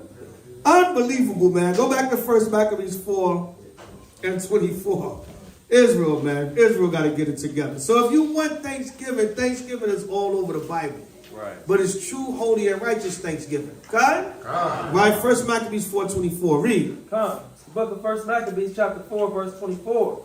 After this they went home and sung a song of thanksgiving and praised the Lord in heaven because it is good, because his mercy endureth forever. So what was that song of thanksgiving by a show of hands? What was that song of thanksgiving that they were singing? What are the songs in the Bible? Psalms, right? Which psalm was the psalm of thanksgiving? They all are technically, but get specific. They literally were singing one of the psalms after they whooped the hell out of the Greeks. Which psalm was they singing? Sis? Psalms 119. No. Shout to the Lord, O ye strange. I don't know which one that is, brother. Adam? Psalms 136. Is it? Yeah, Psalms 136. Go to Psalms 136 and 1. Y'all that was in Hanukkah the last couple of years, y'all should have y'all notes. Right? Psalms 136. Go to Psalms 136 and 1. This was a song that they were singing. Okay? Read that, King. This is the book of Psalms, chapter 136 and verse 1. Oh, give thanks unto the Lord, for he is good. Give thanks unto Yahweh, for he is good. Come on. For his mercy endureth forever. For what? For his mercy endureth forever. God. Go back to 1 Maccabees 4:24. So they were singing a song of thanksgiving. God? So you know, I don't know, y'all. I can't let it go. That's a damn lie. Oh, this is Yahweh Day. Listen, we got feast days we can celebrate in the scriptures. Negro, wait a couple of more weeks and you can eat some turkey and righteousness. Right? Read what you got, King. Unbelievable. Read. It's the book of 1 Maccabees chapter 4, verse 25. Thus Israel had a great deliverance that day. Now all the strangers that had escaped came and told Lysias what had happened. And when he had heard thereof, was confounded and discouraged, because neither such things as he would were done unto Israel, nor such things as the king commanded him were come to pass. Right. They thought they was just going to defeat Israel. Our numbers were lower than theirs. They thought it was a wrap. But, Judas, through his great war campaigns and the faith of the Most High, was able to repel the heathen. Come on. Verse 28. The next year, therefore, following, Lysias gathered together 70,000 choice men of foot and 5,000 horsemen, that he might subdue them. So they came into Idumea and pitched their tents at Bethsura, and Judas met with them 10,000 men. And when he saw that mighty army, he prayed and said, Blessed art thou, O Savior of Israel, who didst quell the violence of the mighty man by the hand of thy servant David, and gavest the host of strangers into the hands of Jonathan, the son of Saul, and his armor bearer. Shut up this army in the hand of thy people Israel, and let them be confounded in their power and horses. See, that was a secret weapon of our forefathers also. They always went back to the forefathers before them and said, look, the Most High delivered it at this time. You think he can't do it now? Okay? Well, when we lost our faith, when the Lord did it back then, we don't think he can do it 50 years later, 100 years later, 200 years later? Which I don't believe. Y'all don't believe the Most High still got that same power. Okay? And that's another thing, man. That's why people fall off from this truth, because they don't believe. They don't believe the Most High. They just think America got a stronghold on us, which a lot of our people it does. But a lot of our people, they fall off because they really, this stuff, I don't know. Yeah, we the chosen, we going to rule one day, but the white man's still ruling. I've had people walk away from the truth literally saying that. Oh, brother, it's been 10 years I've been doing this. When this kingdom gonna fall? I don't think it's gonna ever fall. See, you don't trust in the Most High, God, and you don't have any patience. God, bring it out, King. That goes back to the scripture in Romans 12, and when it says good, acceptable, and perfect will of God. God. I like to break that down because people know the will of God is good. They know that it's perfect, but a lot of people don't accept it. It's not acceptable enough for them. That's why they can't do it. They can clearly see what it is, but they can't fully accept it to fully do it. Right, and there's a lack of faith. You know, that's why a whole chapter is dedicated to faith in the scriptures, Hebrews 11. Right? The Most High said it's impossible to serve him without faith. Okay? So you don't have no faith, then, you're going to fall off. You don't believe that this powerful society looks so powerful to you. Or we just Negroes and Hispanics in the ghetto, and we killing each other, and we ain't going to never amount to nothing. This man going to rule over us forever. You don't have no faith. Okay? Read on. Verse 32. Make them to be of no courage, and cause the boldness of their strength to fall away, and let them quake at their destruction. Right. Remember in the laws of war, the Most High said he'll send an angel before us. So by the time we get to our enemy, they so shook, we can snap our finger and they finish. Okay? So they the same thing. So they going back to the law and to the forefathers. They said send the angels before us so that by the time we get to our enemy, they quaking in their boots already. And you can't fight a fight when you're scared. Okay? Right, so they just going to fold when they see that power. Right, come on. Cast them down with the sword of them that love you, and let all those that know thy name praise thee with thanksgiving. Praise thee with thanksgiving, God. So we can give thanks to the Most High. That's a damn lie, right? Go ahead. So they joined battle, and there were slain of the host of Lycius about 5,000 men. Even before them were they slain. So we can celebrate the destruction of our enemies, God. Don't be scared and, God don't kill, and that ain't right. No. In righteousness, the scriptures say what? The Lord killeth and maketh alive. God, he bringeth down to the grave and bring up. He had to destroy our enemies so we can be free. We can have freedom and cleanse the temple. Right, come on. Shh. Right, come on. Verse 35. Now when Lycius saw his army put to flight, and the manliness of Judah's soldiers, and how they were ready, either to live or die valiantly, he went into Antiochia, and gathered together a company of strangers. And having made his army greater than it was, he purposed to come again into Judea. Go ahead. Then said Judas and his brethren, Behold, our enemies are discomfited. Our enemies are discomfited. Come on. Let us go up to cleanse. To do what? To cleanse. Come on. And dedicate the sanctuary. So go back to Daniel 8:14. Daniel 8:14 with 1 Maccabees 4 and 36. Okay? All right, read that, King. It's the book of Daniel, chapter 8, verse 14. And he said unto me, until 2,300 days, then shall the sanctuary be cleansed. Shall be what? Then shall the sanctuary be cleansed. Go back to 1 Maccabees 4:36. It's the book of 1 Maccabees, chapter 4, verse 36. Then said Judas and his brethren, Behold, our enemies are discomfited.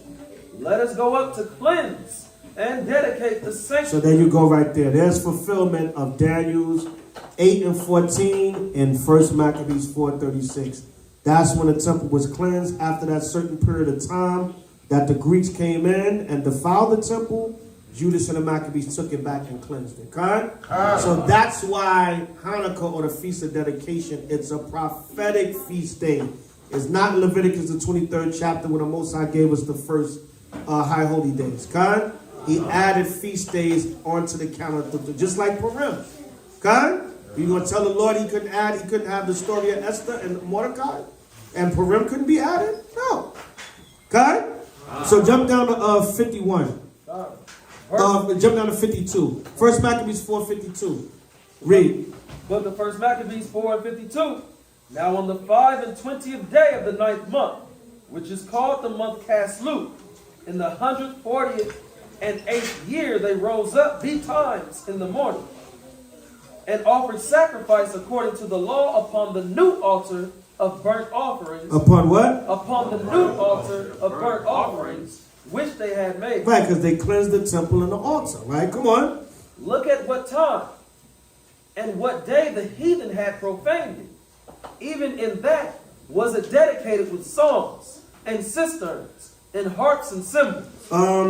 Why does it say, look at what time and what day the heathen have profaned it? By a show of hands. Let me see who's thinking. Or who's, who understands. Or who got their notes from past Hanukkahs. Isaiah. Talking about the prophecy of Daniel? No. Go ahead, Art. I think the time that they would, that the heathen did it, it will be the same time it will be reversed and cleansed. Or What verse is that? I forget, but I know, remember that. All right, go to 1 Maccabees 1. See, this way y'all got to be meticulous with your notes. All right, because after 2, 3, 4 years of attending a feast of dedication, you got to know these things, Con. You know, you can't, it's not the Christian church. I don't know what the preacher said, but I sure was good. You should be able to go back in your notes and look. Con? So Israel, y'all got to get into taking notes. When you come to a feast day or something, take notes. All right? Because 2, 3, 4, 5 years go by and you don't know because you're not studying your notes. You don't remember from last year. Yeah. You're just sitting there. Oh, the elders are back. That was a good class, Doc. What was the 5th scripture we read, brother? I don't know, but it was so good. You sound like the damn Christian church. God? I'm saying, y'all got to take notes, Israel. And it's kind of disrespectful because this is a class. It's a classroom setting. You can't do that at Eastern University. Or you go to for a skilled trade or something. You got to be taking them notes so you know they come to the Most High. Yeah, I know that scripture. I'll bring it out. You can't do that, man. So I was taught that when I came up in 1 West over 30 years ago. The elders always taught us, you come to class, take notes. You sitting on YouTube watching the videos, take notes. Con, this is for you. Otherwise, somebody gonna come up and say, hey, brother, well, we don't celebrate Christmas. What should we celebrate? I don't know, but it's in there somewhere. It's Hanukkah, brother. That's what we celebrate.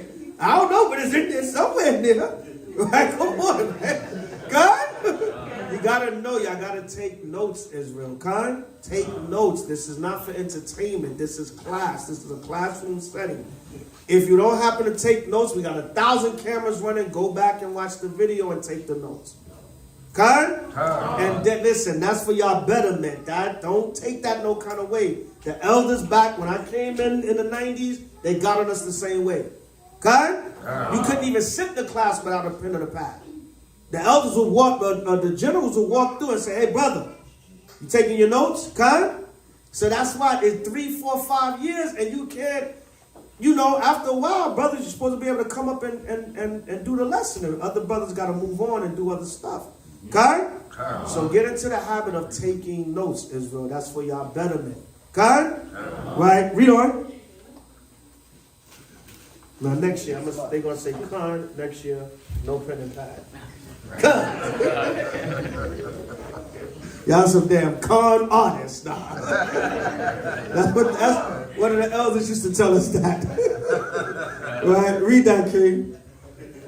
You want to First Maccabees 1? Yeah, 1 Maccabees 1. No, you know what? We can just quote it for the sake of time.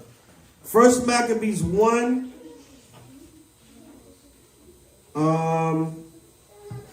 54 to 64.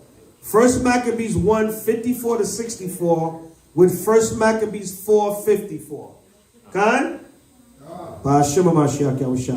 Go read on. 1 Maccabees 4, 55. Then all the people fell upon their faces, worshiping and praising the God of heaven, who had given them good success. Who had what? Who had given them good success. Who gave us good success? God of heaven. The Most High, the power of Israel. God?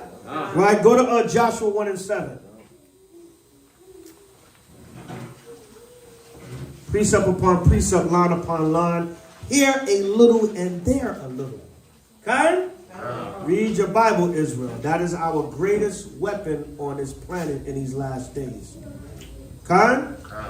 Hold that real quick. Give me Isaiah 33 and 6. Let's prove that. Isaiah 33 and 6. This is your greatest weapon, knowledge. You know, not an AK-47. Can somebody quiet them children down?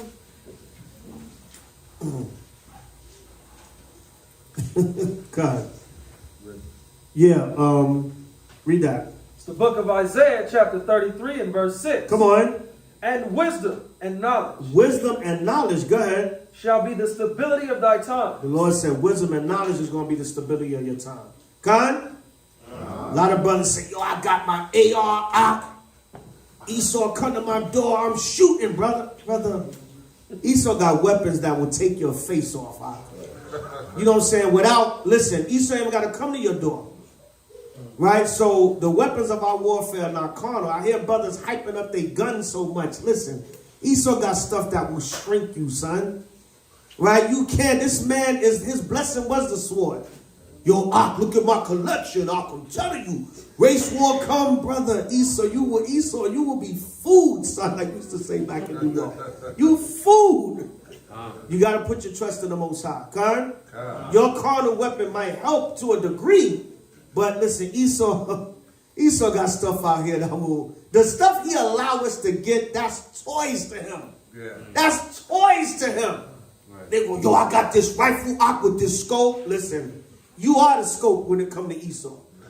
They got drones with multiple guns on. I mean, listen, man, I'm telling you, they got drones that they can program your identity into. And the drone can come and find you and kill you. Specifically you, God. You talking about, I got this rifle, I got it out of gun. That's fine. That's fine. But listen, our trust got to be in the Most High. You got nothing for Esau when it comes to weapons. You ain't got nothing on that devil. God? So go sit down somewhere, keep the commandments, read the Bible.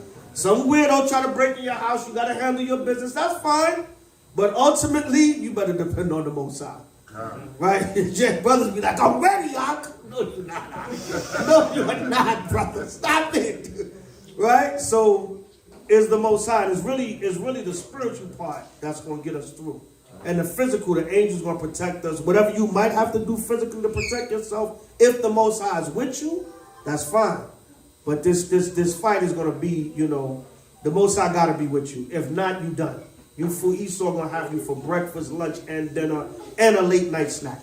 Okay? Right, read that again. Isaiah 33 and 6. And wisdom and knowledge. Wisdom and knowledge, go ahead. Shall be the stability of thy tongue. Come on. And strength of salvation. Go ahead. The fear of the Lord is his treasure. The fear of the Lord is our treasure. Now go back. What was the other precept I called? Joshua 1 and 7. Yeah. Joshua 1, 7 through 9.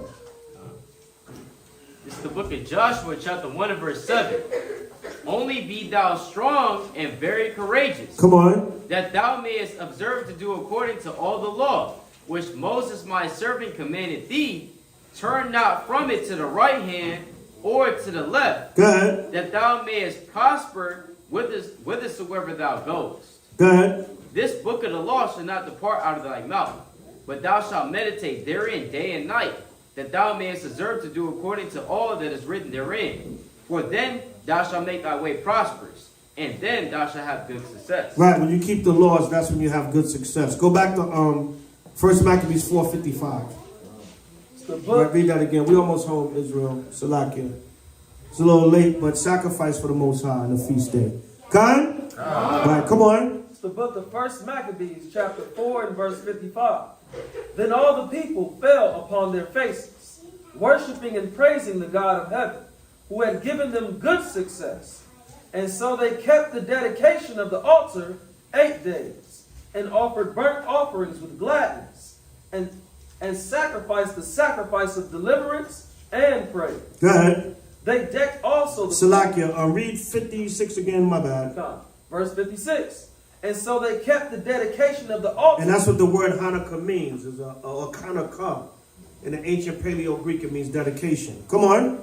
And they kept the dedication of the altar 8 days. Go ahead. And offered burnt offerings with gladness, and sacrificed the sacrifice of deliverance and praise. So when you read from verse 36, they cleansed the temple, and then what? They set up the Feast of Dedication. Con?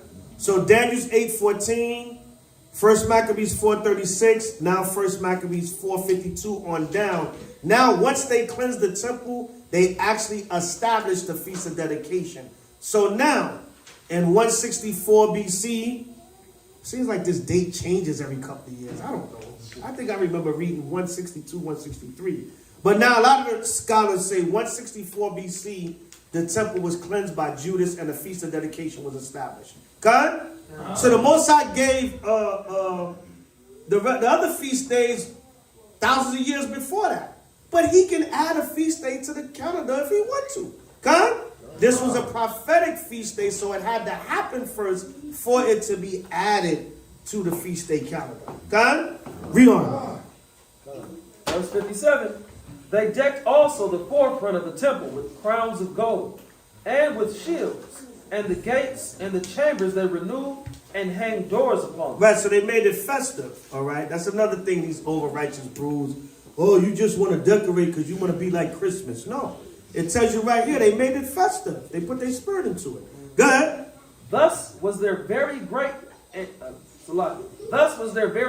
gladness among the people, for that the reproach of the heathen was put away. Come on. Moreover, Judas and his brethren, with the whole congregation of Israel, ordained that the days of the dedication of the altar should be kept in their season from year to year by the space of 8 days, from the 25th day of the month Caslu, with mirth and gladness. And see, they set it up and ordained it. A lot of the history tells you they patterned the Feast of Dedication after the Feast of Tabernacles, which was an 8-day feast. You got that Jewish folklore where it was only 1 day worth of oil and it lasted for 8 days. And, That wouldn't make sense, because at the beginning of the feast, how would they know that the oil is going to last for 8 days? At the beginning of the feast, they're making it an 8-day feast. Okay? So a lot of times, Amalek and the Jewish history, they add stuff to the history to sensationalize it, right? To make it a little bit more exciting. But it's exciting enough with just the Greeks getting the hell whooped out of them and we taking the temple back. That's exciting enough. God? We know the Most High could make oil last for 80 days, but a lot of that is Amalek. When you read the history, they added a lot of that stuff to make the story more exciting. But if they're making it an 8-day feast at the beginning of the feast, how would they know that the oil is going to last for 8 days? Okay? Right, so read on. Verse 60. At that time also, they builded up the Mount Zion with high walls and strong towers round about, lest the Gentiles should come and tread it down as they had done before. And notice it's calling the Greeks and the other nations Gentiles. Right, come on. And they set there a garrison to keep it, and fortified Bethsur to preserve it, that the people might have a defense against Idumea. That they might what? That the people might have a defense against Idumea. Idumea. We know Idumea is the Greek name for Edom. So it's called in the Greeks Edom. We know the Edomites are Esau. So the so-called white man. You know, I heard brothers say Alexander might have been a Jake. What kind of doctrines y'all got? That wouldn't even make sense with the prophecy. But now I've heard that. I've heard that brothers be trying to go too deep, man. But no, Elder, I got a book, man. I'm going to call you at 12 Tuesday on voice video chat. We're going to go over it. No, hell no, brother. I'm good. How about 1 p.m. Thursday, Elder? I'm going to call you on video. I'm going to show you this book. No, I'm good. I'll come good. Good? Right, so I have to reiterate that. Feast of Dedication is a prophetic feast. So if you run across Hebrews that say it's not in Leviticus 23, I don't celebrate it, they don't understand the prophecy of Daniel 8 and Daniel 11. Who said Daniel 11? Somebody said Daniel 11 earlier. Daniel 11 also goes into it, all right? But that's a little bit deeper history. For the sake of time, maybe we'll go into that on the closing. Khan? And Salakia, we could have gave y'all much more, but for the sake of time. The history is so vast, but you get the gist of it. Okay? We whooped the hell out of the Greeks, took back the temple, dedicated to the Most High, and celebrated for 8 days. All the deep, intricate stuff you can study on your own. Okay? Hallelujah. Right, so give me Isaiah 42 and 9. So, Hanukkah dedication, you have to understand, Daniel's 8 and 11, Daniel's chapter 8 and Daniel's chapter 11, where it's prophesied, you have to understand that, or you're not going to get it. Of course, well, I only celebrate the feast days of Leviticus 23. All right, that's on you. You don't understand the prophecy. Read that, Isaiah 42 and 9. Read. This is the book of Isaiah, chapter 42 and verse 9. Behold, the former things are come to pass. The Lord said the former things are come to pass. Come on. And new things do I declare. So that's what the Lord said. He was declaring something new through Daniel. God. Before they spring forth, I tell you of them. So before it happened, he was having Daniel prophesy. God. And then it was to be added as a feast day later on. Sirach 42:19. Sirach 42:19. This is just to show that, of course, like we're doing now. What do we do when we go out there? We prophesy. We foretell the future. And a lot of times it manifests, but we're waiting for more stuff to happen as Yahushua returns. All right, read. It's the book of Sirach, chapter 42 and verse 19. He declared the things that are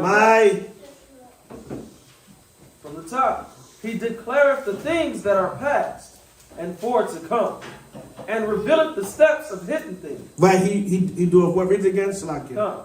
He declareth the things that are past. Come on. And for to come. And what? And for to come. And what? And for to come. So how did the Most High show, what did the Most High do to show Daniel the prophecy? He gave him a vision of what was going to happen. Was something that was for to come. Right, so the Lord does what he want to do. If he want to add a feast day later on, that's his prerogative.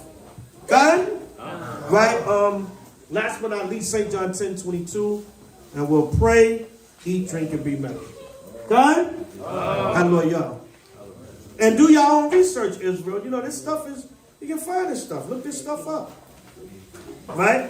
And once you start getting into it, it'll get interesting, because one part of the history will lead you to another part of the history. Now you'll start reading about how Israel was fighting amongst each other. How the Hellenized Jews under Jason and them guys was going against Onias III, and it's just vast, man. Do you hear how Esau was assassinating each other, and the different leaders was killing each other off and kidnapping each other? It's beautiful history, man. Okay? But it's just too much to go into tonight, man. It's a vast history. But everybody know the gist of what we celebrate tonight. Do your own research throughout the 8 days. Research the feast day. Okay? And get the history of it and, other precepts and stuff. Do your own research. Okay? And most I will come back on a close and get a little bit deeper into some other stuff. But it's great history. Very vast, very rich, good history, man. Okay? St. John 10:22. This is the book of John, chapter 10, verse number 22. And it was at Jerusalem. It was where? And it was at Jerusalem. So now, this is later on. Let's say maybe an average of 200 years later. Right? Almost 200 years later. 164 BC up until the time Yahushua died. Yahushua died, most scholars say 29 AD. Right? But now you coming up into Yahushua's time. Okay? So now, what's going on? Almost 200 years later. Read it again. It says, and it was at Jerusalem, the feast of dedication. It was at Jerusalem, and they were keeping a feast of dedication.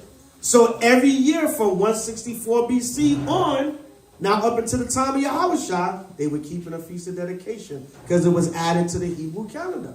Okay? Right, come on. And it was winter. And it was what? And it was winter. It was winter. I don't really feel like it out here. It was 80 degrees the other day. I came back from Detroit and New York. It was brick out there. Especially Detroit, man. It was brick as hell. Came back out here, man. We got on shorts and t-shirts. But it's still winter season, right? Good. It gets a little chilly at night. Good. And Yahushua walked in the temple in Solomon's porch. Right, so Yahushua walked into the temple and he started dealing with Israel. When you read further in St. John 10, he was teaching them and reasoning with them and everything. Okay? So the Feast of Dedication, or the Hanukkah, was going on now 200 years later at the time of H.O.I. Okay? So it was added to the calendar. I was talking to this Amaleks I be doing business with sometime, and you know I pick their brain. I be downplaying like I don't really know nothing. I be like, yeah, tell me more about the Jewish history, you know. And she's like, yeah, Hanukkah's a minor day. We don't really, we don't really, we celebrate it, but it's minor. I was like, oh, it's minor, huh? Oh, okay. And a lot of brews got that mind frame from Amalek. Is not Leviticus 23, so it's minor. But wait a minute, Yahweh mentions it, and it was patterned after the Feast of Tabernacles. So no, it's not just a minor flim-flam day. It's a great day of our history that we conquered the Greeks and took back the temple. You gonna say the temple is minor? No. But they do error not knowing the scriptures or the power of the Most High. Khan? Ba Shema Mashiach.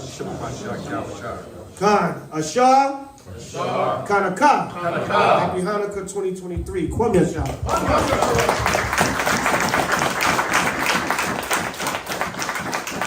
Oh, praises. So, the water again for my mighty brothers from Watchmen for Israel. Excellent service.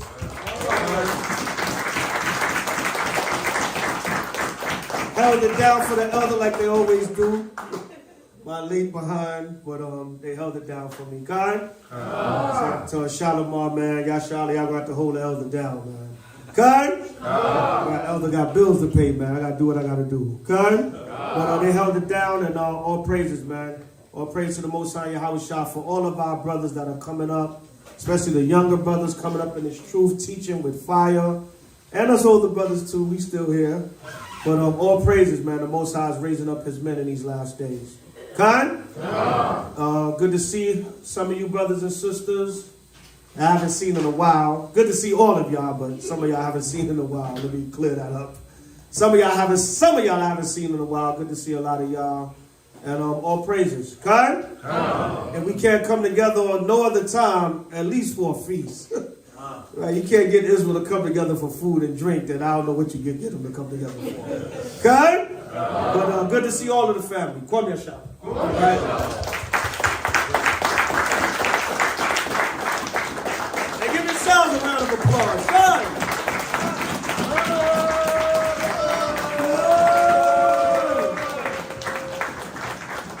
It looks so beautiful, don't you agree?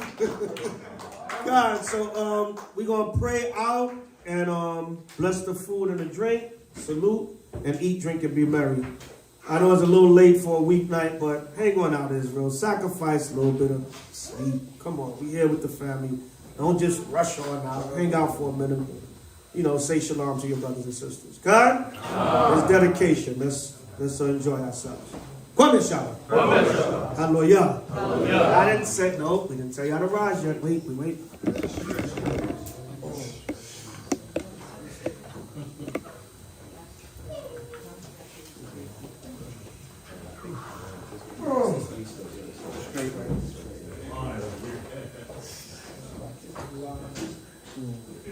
I know the natives are restless, Salakia. Oh, I got a partner in here, okay. Go.